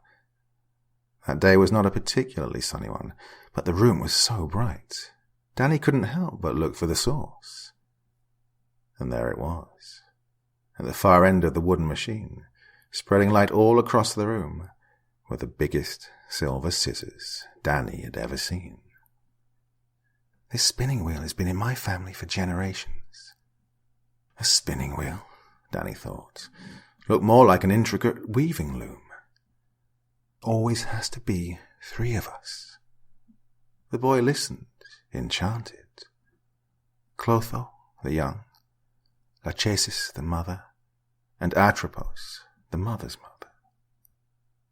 Chloe wasn't looking in Danny's direction. Even so, he recognized a hint of that earnestness from before, and, because of that, he withheld from asking about her father. "In my family, every death must be accompanied by a birth at the same precise moment." Her voice was melancholic as she reached out a hand to stroke the wood of the spinning wheel. "It's the duty of every Clotho to give birth to the next one, as it is the duty of every Atropos to die and make room for the next one." A knife-sharp smile crept at the edges of her mouth as she turned her head to look at her friend. "But that's okay. Sooner or later, each and every one of us will get her chance at using the scissors." That's when Danny knew it was no longer okay for them to be friends. Ice-cold fingers grabbed him by the collar from behind and tossed him towards the stairs. Had his reflexes been any slower, he would have fallen to his most probable death. "Strangeling, how dare you enter the attic of the Moirai uninvited?" Danny grabbed onto the handrail for dear life. The old woman in front of him was wielding garden scissors in both hands, and boy did she look pissed. "It was me, Granny. I invited him." But Granny didn't hear anything. She threw one pair of scissors at Danny with the force of a cannon. Danny ducked at the very last moment, and the scissors broke through the handrail and 5 balusters. "Run, Danny, run!" Danny sped down the stairs with the crazy old lady right behind him. "Wait until I get my hands on you, you filthy little pig." Just as Chloe's grandmother was about to throw the second pair of scissors to the boy's doom, another hand grabbed Danny. He was forced to stop and hide behind the silhouette of another woman. This one was fairly younger. "Calm down, Mother. It's a friend of Clotho's." The old woman stopped. "Oh," and turned to look upwards at her grandchild, who was crying rivers at the top of the stairs. "Did you want to show him the attic, Clotho?" Chloe froze. She stared at the 2 older women with nothing but fear in her eyes. She shivered and wept, but didn't say anything in Danny's defense. "Of course she didn't, Mother. She might be stupid, but not that stupid." Danny suddenly felt the urge to punch the woman who was shielding him from the scissor-throwing monster. Look at him, just as shameless and despicable as all the other representatives of his gender. He must have run around the house as soon as Clotho let him in. Chloe's head sunk in shame. Danny couldn't believe that his friend wouldn't back him up in front of her family, especially since nothing was actually his fault. Look at me, my daughter. The girl looked at her mother. She looked so devastated. Danny pitied her more than himself for a second, and expected her mother to comfort her, seeing the mess she was. When I explained to you that you will need to make a male friend in the future, I surely didn't mean someone this weak, and most certainly wasn't talking about now. More waterworks from upstairs, but she started descending slowly. Granny Gruesome stepped aside, letting Chloe get to her mother. Escort your friend outside and bid your farewells. But Danny didn't wait that long. He turned around and went down the stairs, not giving Chloe the chance to catch up with him. He opened the door and stepped out of the house, not even turning to say goodbye to his former friend. Wait, Danny, wait! But he didn't wait. He just kept on walking, angry as he was. I'm sorry. We're still friends, I promise. I'm still on your side. But Danny would hear none of it. He was too much inside his own head to actually take note of his way home, and it was the police car in his driveway that broke the daze. A synonym for excrements escaped between Danny's pressed lips. When Danny stepped into his house, his mother was crying on the living room sofa next to a cop, while his father was making an erratic phone call. Where the hell were you? All three adults rushed to Danny as if they wanted to tackle him. What are you guys doing home this early? The surprise in his voice simply slipped out. I called to see if you're okay, his mom yelled. You were so sick this morning. I got worried when I saw you wouldn't pick up. Danny was close to hitting himself for being so stupid. His mother instantly placed her hands on his face. The fever's gone. But how? Danny was grabbed for the third time that day. Daniel, what the hell did you do? The boy was tired. Too tired to come up with a believable lie. I faked being sick to stay home today. You did what? Why? Even so, he wasn't tired enough to look a pussy in front of his father. Because I felt like it. The adults were stunned. Where in the hell were you? It didn't look like his mother would let it go, and he really didn't have a reason to lie to her. Answer me, Daniel. I made friends with the girl who lives at 17 Boona Street. Boona Street? 17? You mean the Manson Manor? Danny nodded and walked past his parents, heading to his room. Daniel, you are never to visit that place again. Do you understand me? Don't worry about it, Mom. He looked back at his mother with sad eyes. We're not friends anymore. The cop stood up, saying, Looks like you won't be needing me anymore, Mr. and Mrs. Collins, just as Danny closed the door behind him. He couldn't hear him as clearly as before, but the cop's next words got to him loud and clear. Keep Danny away from the people of that old house. That place is all sorts of bad news.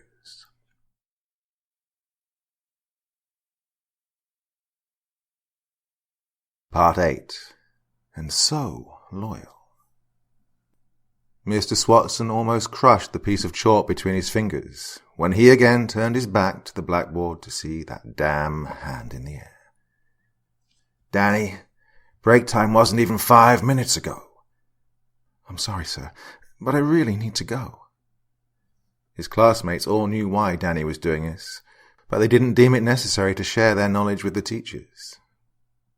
I'm sorry, Danny, but I can't keep letting you do this. Danny's eyes went wide.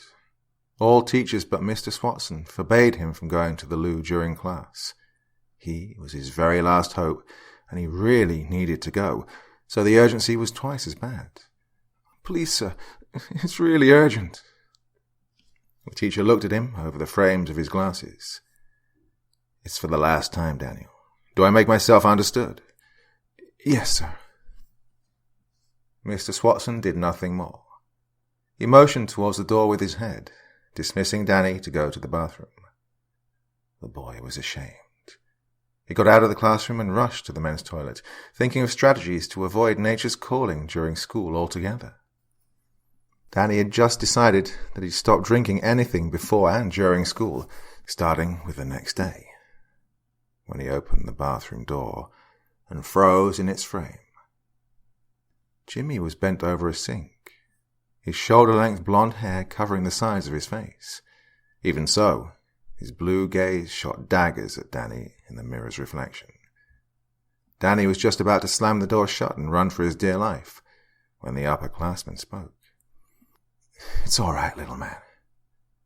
He looked sick. The sink he was leaning against was full of his sickness too.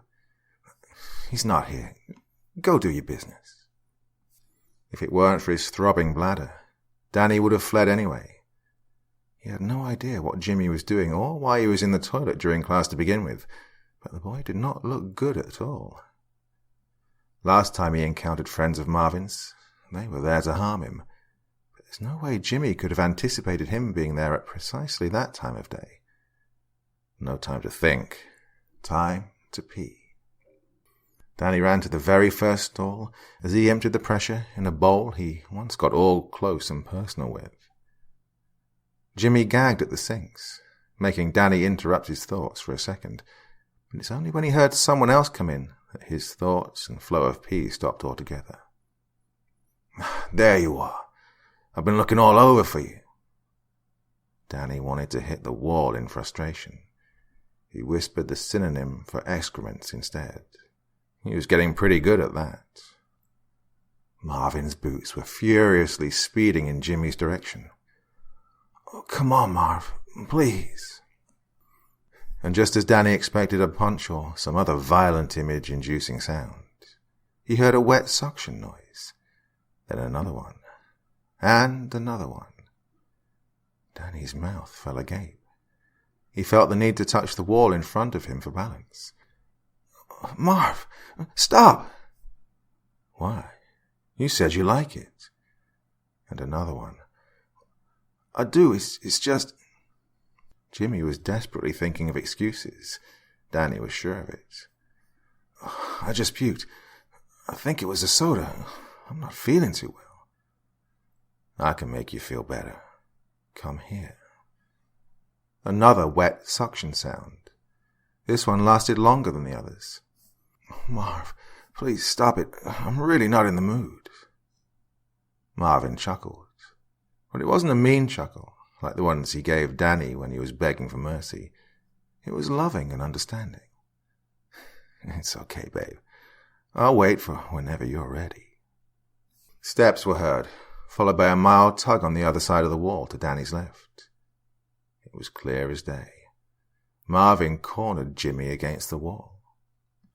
But that won't stop me from doing it to you. Danny heard Jimmy gasp in panic as sounds of zippers and wrinkling fabric filled the toilet. Marvin, don't. Be quiet. It'll feel good. Really good. I said no. Why not, damn it? Why not? You said you want this. You said you want me just as much as I want you. Marvin hit the wall above Jimmy's head. Danny flinched violently. I need this. Don't you get it? I need it so bad. It's driving me insane. You're driving me insane. More wrinkling fabric and wet kissing sounds. Danny wished he were deaf. This was bad. This was very, very bad. He was not supposed to hear this conversation. It's not that I don't want you. It's just... What? What is it, babe? You know you can talk to me. Danny closed his eyes in defeat. He knew what Jimmy was about to say. He couldn't blame the guy. If he'd have been in Jimmy's situation, he too would have given that excuse to save himself from being violated by a person he's afraid of. We're not alone. There's someone in the store behind me. Danny was out of the toilet before Jimmy even had the chance to finish his sentence. He ran and ran and ran, ignoring all the shouting happening behind him. He ran across the hall, past the security guard's office, and continued running until he was at the bridge. The shouting never ceased. "You're dead, Collins. You're frickin' dead. I'll kill you and skull fuck you after I'm done." Danny ran home.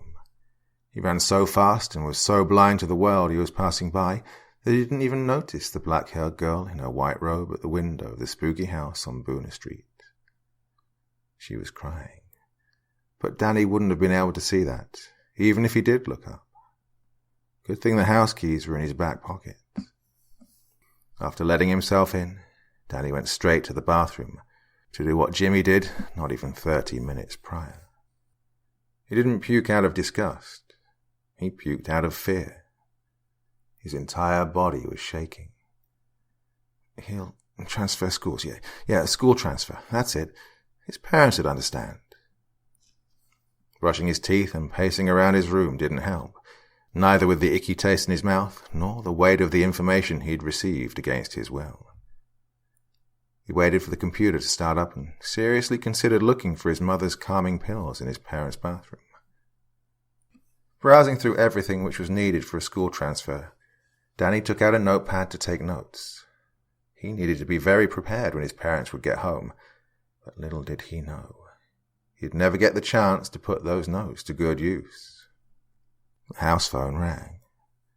Its sound cut like burning iron through butter in the dead quiet of the house. Danny let it ring because, technically, nobody was supposed to be home, and the phone eventually stopped ringing.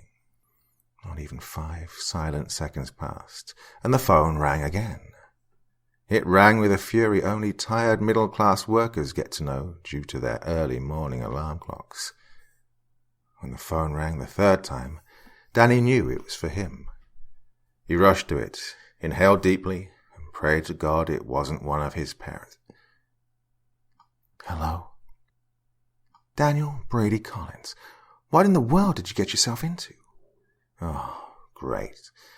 Danny seriously regretted not having the notes with him. "Mom, I can explain. What the hell is this I'm hearing? You excused yourself to go to the bathroom in the middle of class and left school?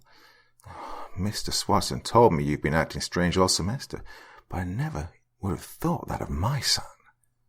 "Mom, it's not what you think." "Oh, really? Then mind telling me how the hell your grades are declining suddenly when just last year you were in the top 3 of your class? And why do you excuse yourself to go to the bathroom during class every chance you get? Oh, I swear to God, Danny, I hope it's cigarettes." "Mom, I hope it's cigarettes because if I find out you're taking drugs, son, God help me out." "Mom, I'm being bullied." Mother did not expect that one. "You are? Since when? Why didn't you tell me?" "I can't just tell my parents I'm being bullied. Hello?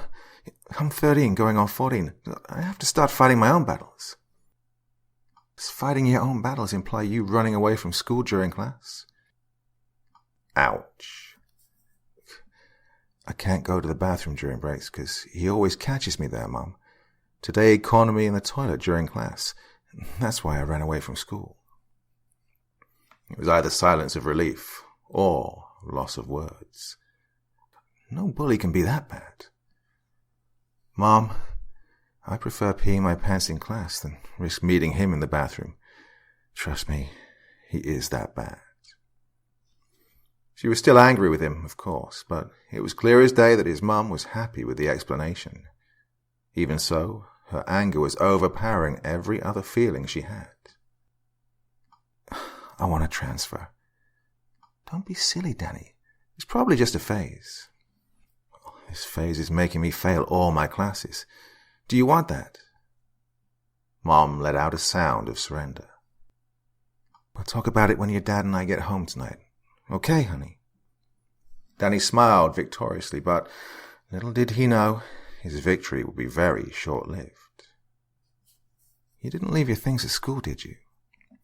Danny was just about to tell her that it's fine, that his belongings are safe in his locker, but then he remembered.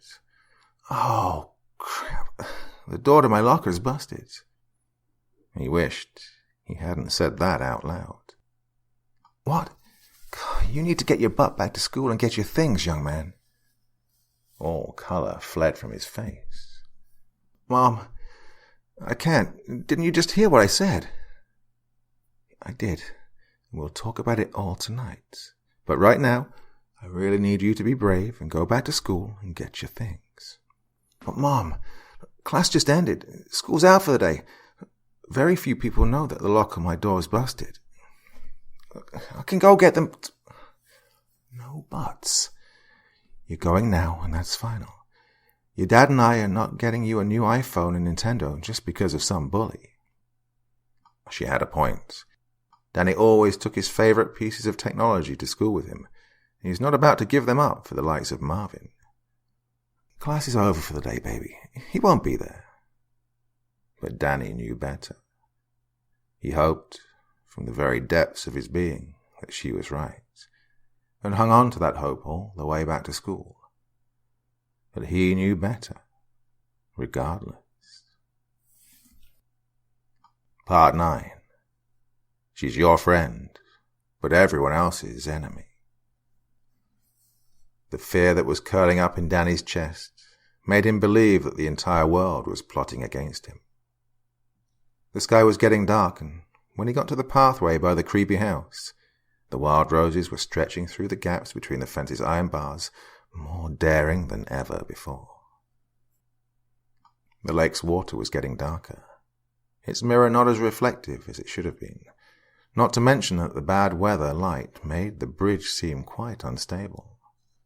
To sum it up, it was turning out to be a really shitty day. The schoolyard came into sight. It was deserted.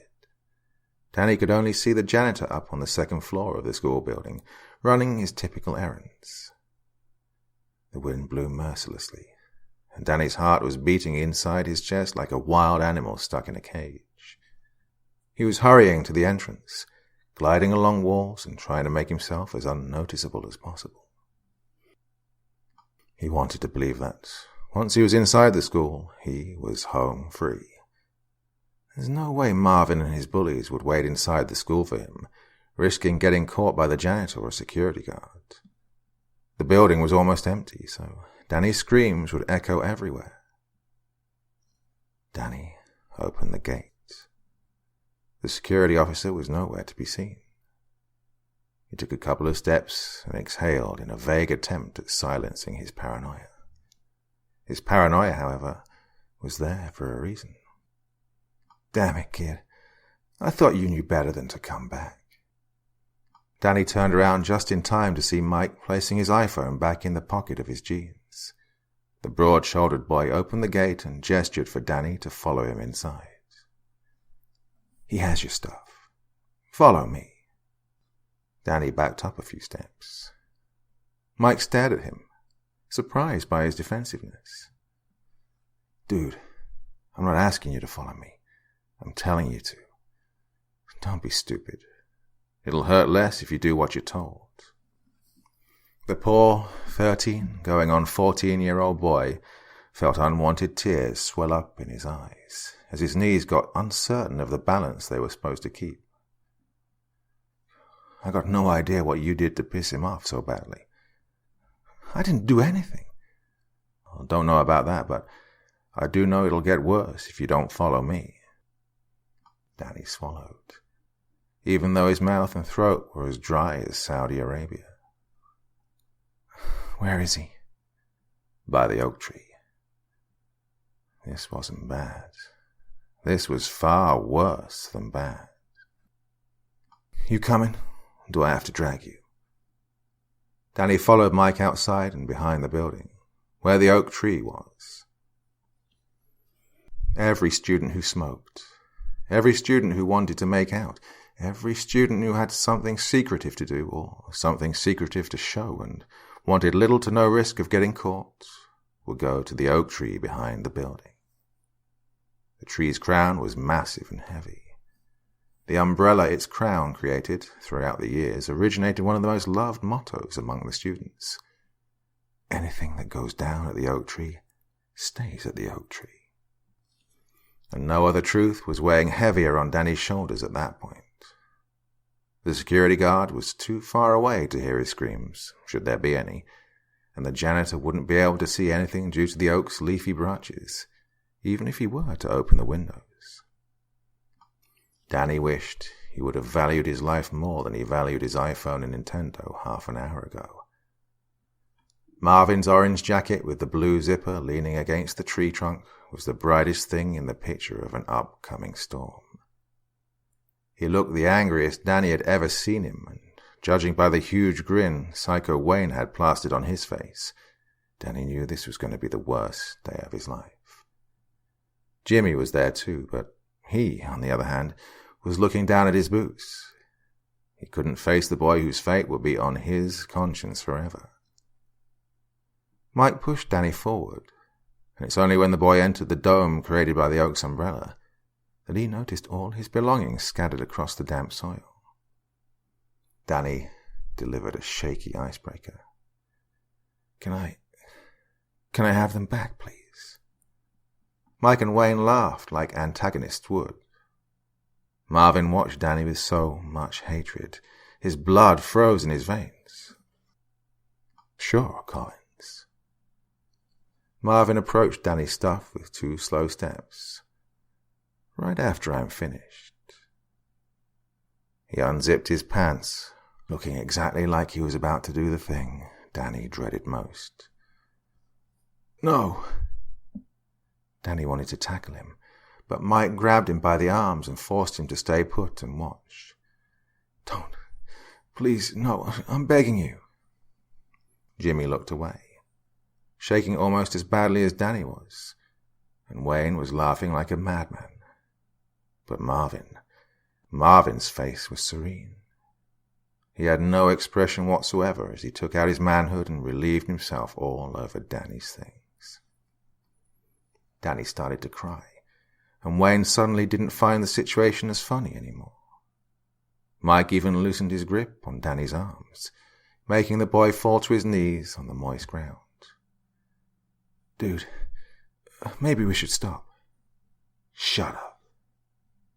Danny was so humiliated. He would have been fine with dying right there and then. Even so, more than sad, scared and humiliated, he felt rage.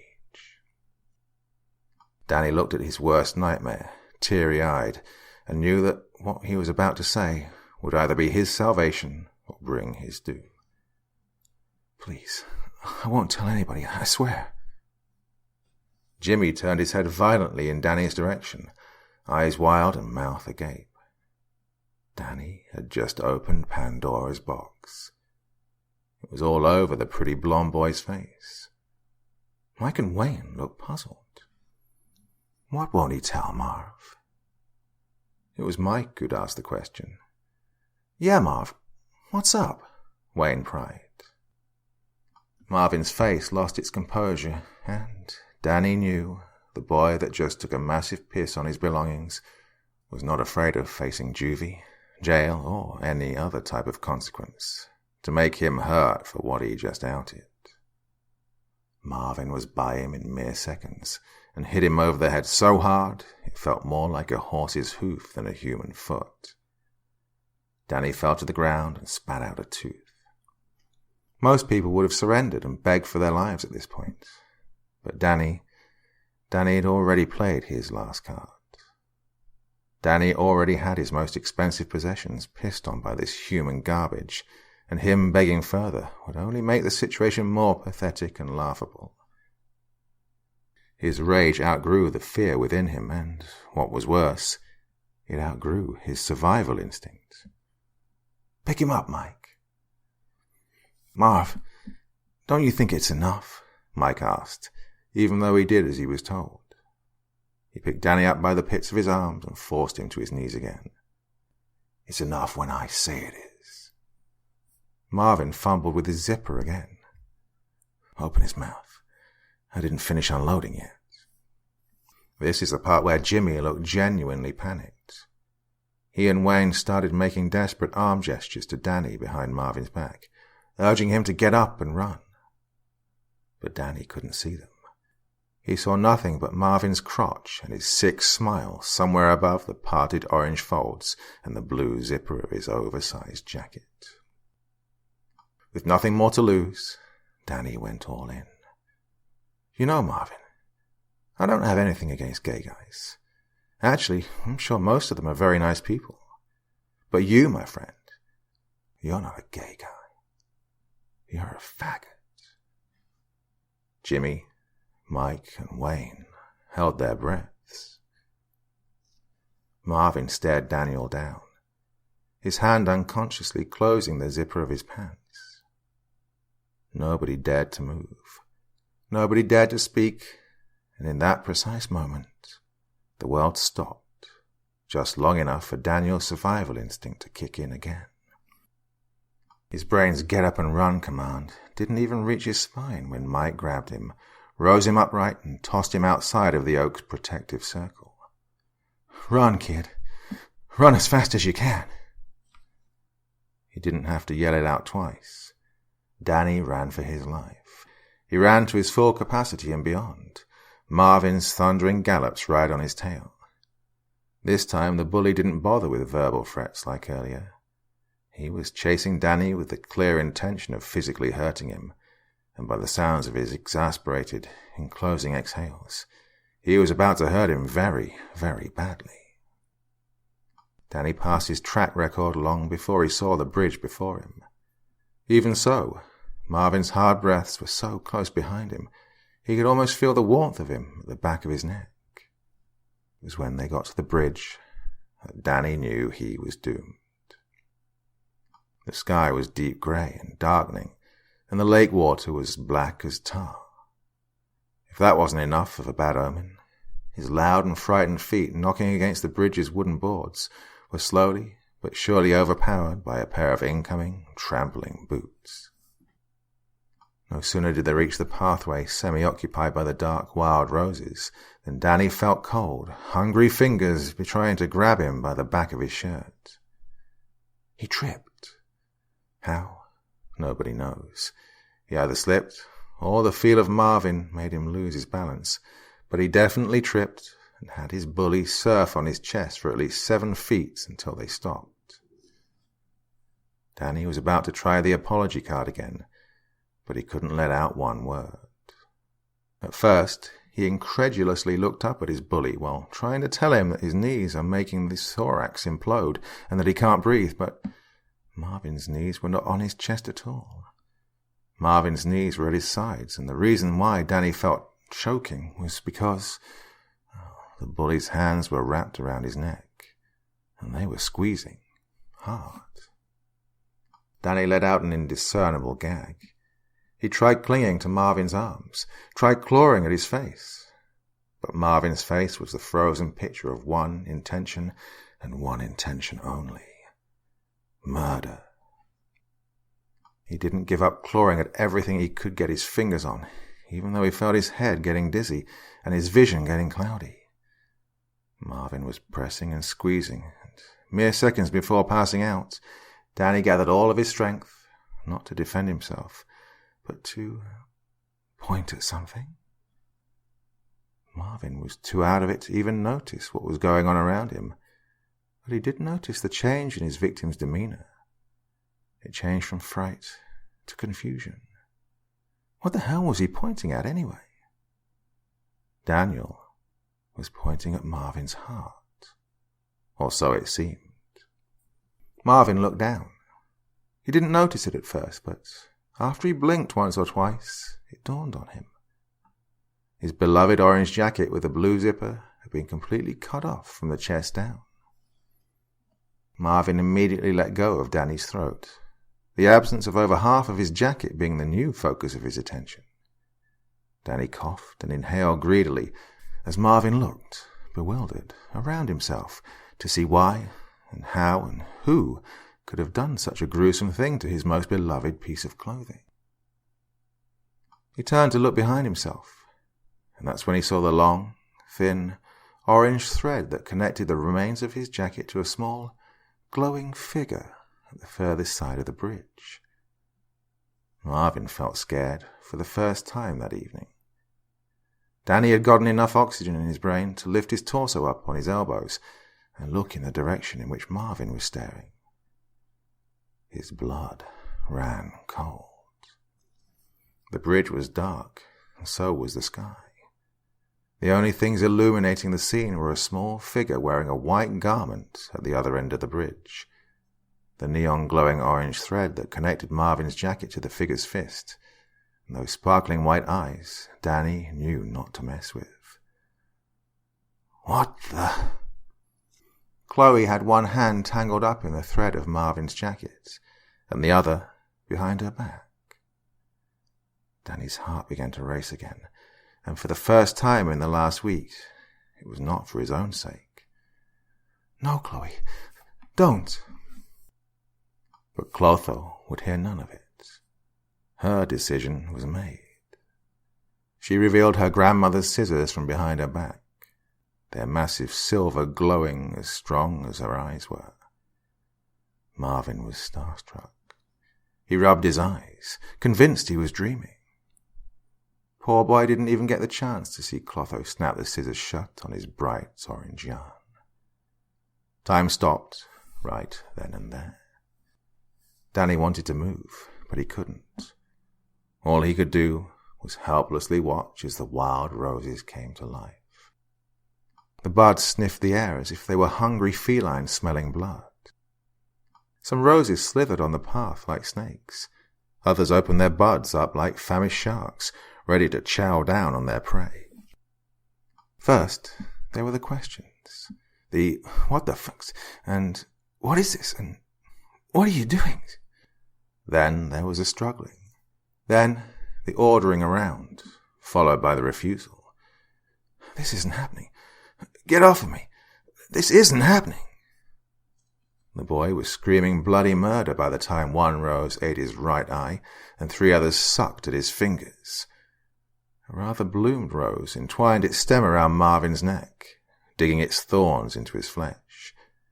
The same rose started chewing at the bully's ear, sucking on it like it found something yummy inside his head. Numerous other roses bit at his stomach, his legs, his back, chest, and every other piece of flesh they could find. The plants were hungry, and they were loud too. Danny couldn't tell who was louder, the roses who sounded like tigers tearing up a gazelle, or Marvin, who sounded like 100 piglets up for slaughter. The roses dragged Marvin up to the fence.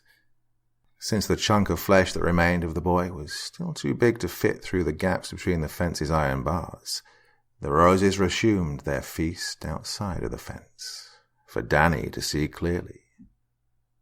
Danny could not believe his eyes.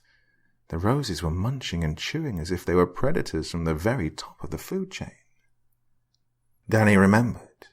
His former friend was supposed to be at the other end of the bridge, so he looked at her just in time to see her deranged grandmother come running out of the house.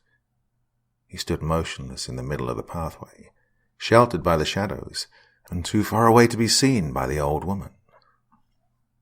The last thing Danny saw before snapping out of his daze and running home was Chloe's white robe dancing in the wind of the upcoming storm, and her crying diamond eyes. By the time the mother and grandmother got out of the house to confiscate the scissors out of Chloe's hands, Danny was already halfway home. Clotho, spring off one's life. What have you done? He could still hear that last part when he closed the door to his house behind him. Danny cried under the covers until his parents came home. He expected his dad home by 7 p.m. and his mother by 8, but he never thought they'd show up together at 5:30. He was still crying when his mom entered his room, followed by his father. Sweetie, is everything all right? She didn't sound angry anymore. Quite the contrary, she sounded apologetic.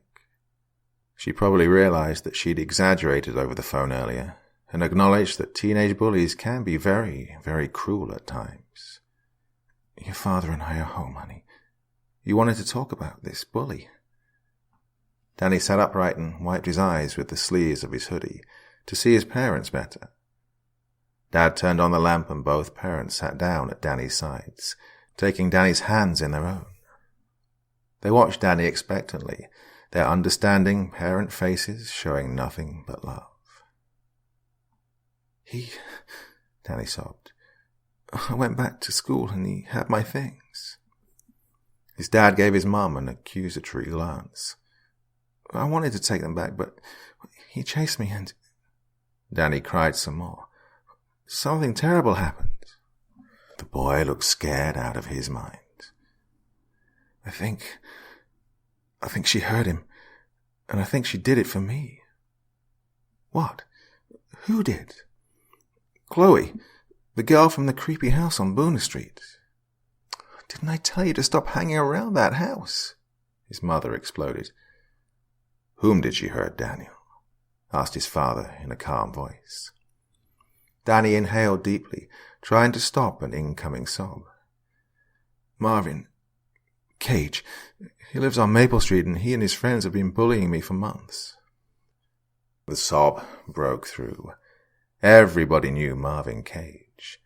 The Cages had 3 sons and all of them were assholes. Marvin was the worst. Everybody in the neighborhood knew him from that one time when he tried drowning Mrs. White's cat. He was 10 at the time. Danny expected a compassionate hand on his head and a welcoming pull to cry on someone's shoulder. But these things didn't come, and when Danny wiped his eyes dry enough to make out his parents' facial expressions, he somehow knew why. His mom and dad looked at each other, confusion written all over their faces. His mother spoke. I'm sorry, Danny, but who's that again?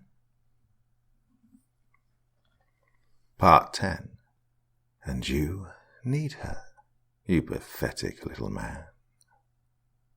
Daniel found his school bag and jacket inside his locker the following day. They were as dry as could be and smelled as pleasant as ever. So, you sure you didn't find them by the oak tree out back? Cleaned them up and put them in my locker? The security guard looked at him dumbfounded, yet amused. What? No, that's forbidden territory for us. You kids need your privacy too, you know. I didn't touch your things or your locker. You all right today, young man? Yes, sir, I'm fine. All right, run along now. Class is about to start. Class started, and Danny waited all day, hoped even to see that menacing face looking for him through the classroom door window. It never came. During the first break, Danny saw Wayne and Mike passing each other by in the main corridor. They didn't even say hi to each other, and that was very unlike them because they were always together. He also saw Jimmy during lunch, sitting at the weirdos table, chatting and smooching with the school's goth girl, Lucinda Big. During the last break of the day, Danny even gathered enough courage to approach Jimmy and Lucinda in the hall. Hey, have you heard from Marvin today? Jimmy looked confused. He threw Lucinda a look and she shrugged. Sorry, kid. No clue who that is. Marvin Cage, the guy in the orange jacket you always hang out with. Lucinda let out a laugh. You seeing someone behind my back, babe? Jimmy laughed too. If I were, best believe I wouldn't go for a dude. She hit him playfully, and they both giggled. What do you mean, you don't know?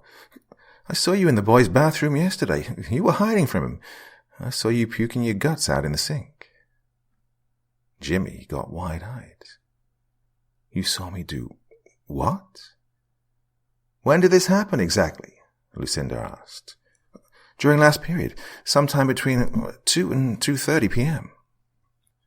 The two lovebirds exchanged a quick glance. What's your name, kid? Danny flinched. Daniel. Collins. Danny Collins. Danny, Jimmy and I are in the same classes on Thursdays. He was with me the entire time between 2 and 2:30 p.m. yesterday. Danny began to shiver. "Are you all right, kid? Do you need help? Should we call somebody for you?" "Yeah, you don't look too good. Is this Marvin guy a friend of yours?" Jimmy and his girlfriend looked genuinely worried for him. "Are you sure you don't know anybody named Marvin Cage?" "Yep, pretty sure." Danny felt sick to his stomach. Okay. Yeah, that's okay. Look, sorry. Bye." He turned around and went back to class, not catching the part where Jimmy showed his girlfriend that the little man might be a loony. Right after school was over, Danny got his stuff and went home, the long way round. He looked around, hoping from the bottom of his heart to see the glimmer of the bright orange jacket somewhere behind a tree, or in the window of the bar he saw Marvin exit a couple of days before. Danny was desperate. So desperate that he actually realized what he was doing when Bruce Cage, Marvin's father, answered the door. "Yeah?" Danny saw some resemblance, all right. He looked exactly like Marvin, but with a beer gut and facial hair. "Is Marvin home?" "Who?" Danny was so desperate for answers, he would have entered the house and searched for the bully himself. "Marvin, your youngest son, is he home?" No idea what you're talking about, kid. Wrong house." Slam. Danny had no choice. He ran back to the shortcut. The bridge looked fine and the pathway was as gloomy as ever. There was a slight difference, though. It seemed that someone finally found the time to mend the wild roses that stretched outside the fence. Danny looked up at the house and saw nobody. He crouched next to the fence and started to look around for something, anything that would remind the world of the existence of someone named Marvin. But it wasn't there. He got nothing. His friends didn't know him. His family never knew him. Hell, even the vandalism his stuff suffered vanished into thin air. Everything was as if Marvin never even existed. Danny got up and looked at the house again.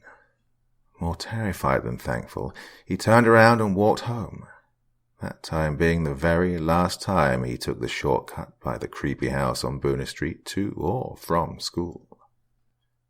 Life went on. Danny had to make up some story for his parents regarding his bully, and they never pestered him about it more than necessary. In time, Danny became Daniel, and Daniel stopped thinking about both Marvin and Chloe in favor of focusing on studying and getting into a good college. As time progressed, Daniel found love. He was doing great for himself. His wife was pregnant with their second child when he quit his job to both invest in a startup company and start his own business. By the time he was in his 40s, Daniel was a pretty wealthy guy and life was very good to him. However, it all started going downhill when his father died. The death in itself was no biggie. Mr. Collins was old and sick, and he wished for death long before the pain became insufferable. Daniel's wife didn't want to go to the funeral, and Daniel never even suspected her reason. He found out by accident, not even a month after it happened. She was having an affair. That's okay, Daniel told both her and himself. No marriage is perfect. Maybe he even deserved it, he thought, because even if he wasn't thinking about Marvin every day, he learned from an early age that whatever goes around comes around. Maybe he did something bad and now the universe was getting its revenge on him. It was just a tumultuous period in his marriage. Nothing a couple of counselling sessions wouldn't fix. Problem is, the counselling didn't fix anything. The wife's cheating took the worst turn possible. She fell in love. More than that, she got pregnant again and her lover convinced her to leave Daniel and start a new family with him. So Danny got a divorce, and because both kids preferred their mother, they decided to go stay with her and their new daddy. Even so, Daniel still thought that, well, that's okay. His wife was just being a bully, and fate hates bullies. She'll get what she deserves sooner or later. But his ex-wife's life just kept getting better and better. Even though she was over 40 years old when she gave birth to her third child, the birth ran smoothly and the child was as healthy as could be. It was a boy. They named him Marvin. By the time his ex-wife was in her 50s, she travelled the world alongside her 3 kids and her partner. What's worse is that Daniel's children were tagging Mum's lover with the caption Daddy on social media. And that's okay, Daniel thought. They'll wake up eventually. Life works like that. Daniel began to drink. The startup he invested in 2 decades prior went bankrupt, and his own business was doing bad too. He had to sell his spacious mansion and move into a shitty 42-foot square apartment before going into complete ruin. He had some money for a little while, but most of it needed to be invested in his children's college funds. Otherwise, his ex-wife would have legally sucked up every little thing he still owned. Daniel had nothing left but his daily bottle of happiness and the reassurance that someday someone will do him justice. But that day never came. His daughter became a mother of twins, and it broke Daniel's heart that he never got the chance to meet them. His son turned out to be a movie star, and his mother and new husband were tagged in all the photos of the events he was invited to. Daniel was never invited to any of them, and it slowly stopped being okay. His ex-wife was getting happier and happier, whilst he was getting more and more miserable. And then his mother died. Partially, it was a relief, because his unemployment check stopped covering both the living expenses and his much-needed alcohol supply. Now that his mother was gone, his parents' house was all his, so money for rent wasn't needed anymore. He went back to his roots, with the priciest 3 things he still owned: an Armani jacket with torn-up sleeves, a tablet he stole from a cafe while its owner was in the bathroom, and a beat-up Volvo he got as a gift from his 80-year-old neighbour out of pity. Daniel's life was as shitty as could be, and it all came flashing back to him as soon as the shield that passed by the passenger window announced him that he had just entered his childhood hometown. Daniel cried and cried until his shirt was wet at the chest. His life turned to shit, and he knew it.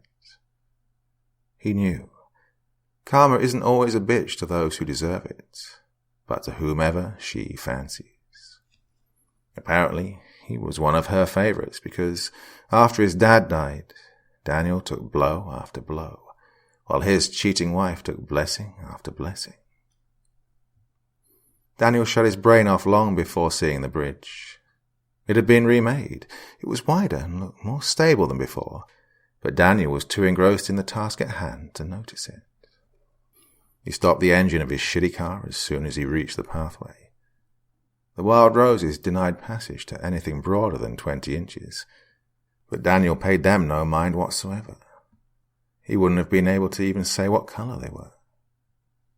He entered the yard, the house getting bigger and more menacing with every step he took. The roses got suspicious. They began to hiss and slowly follow Daniel to the main door of the house, inquiring what his business was. Daniel knocked 4 times. The strength of his determination reverberated in the entire house. The roses hissed louder this time, letting Daniel know that he wasn't welcome and that they would attack if he made a wrong move. But Daniel didn't care. He was here to report a bully. Someone opened the door just slightly, and Daniel recognized a dark-colored iris, even though the skin surrounding it was wrinkled and old. It was the naive girl who used to be something of a friend to him once. She was the grandmother now, which meant it was her rightful turn to yield the scissors. Daniel remembered that much from their brief yet eventful encounter. Her name wasn't Clotho anymore. No, Clotho was now the name of her granddaughter. And speaking of her granddaughter, she had just squeezed her little blonde head by Granny's leg to take a look at the visitor. "What do you want?" Her voice was just as venomous as the hissing behind him. "I need your help." "And why would I help you?" The roses were getting louder. It was a gamble, and Daniel knew it. One inappropriate word from him, and he'd become fertilizer. Because that's what friends are for. They stared at each other for a couple of seconds. Daniel didn't even flinch, and neither did Jrubas. She looked him deep in the eye and read every single sorrow that weighed him down. A desperate man stood before her. Jrubas smiled. She would never have admitted it, but she was very happy to see him after all those years. The grandmother stepped aside and, for the first time in the history of the creepy house on Boona Street, the front door was wide open for a welcome guest. "Come in, Danny. Come in and tell me all about it."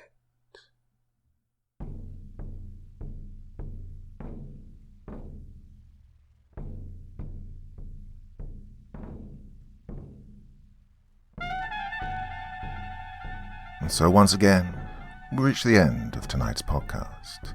My thanks as always to the authors of those wonderful stories, and to you for taking the time to listen. Now, I'd ask one small favor of you. Wherever you get your podcast from, please write a few nice words and leave a 5-star review, as it really helps the podcast.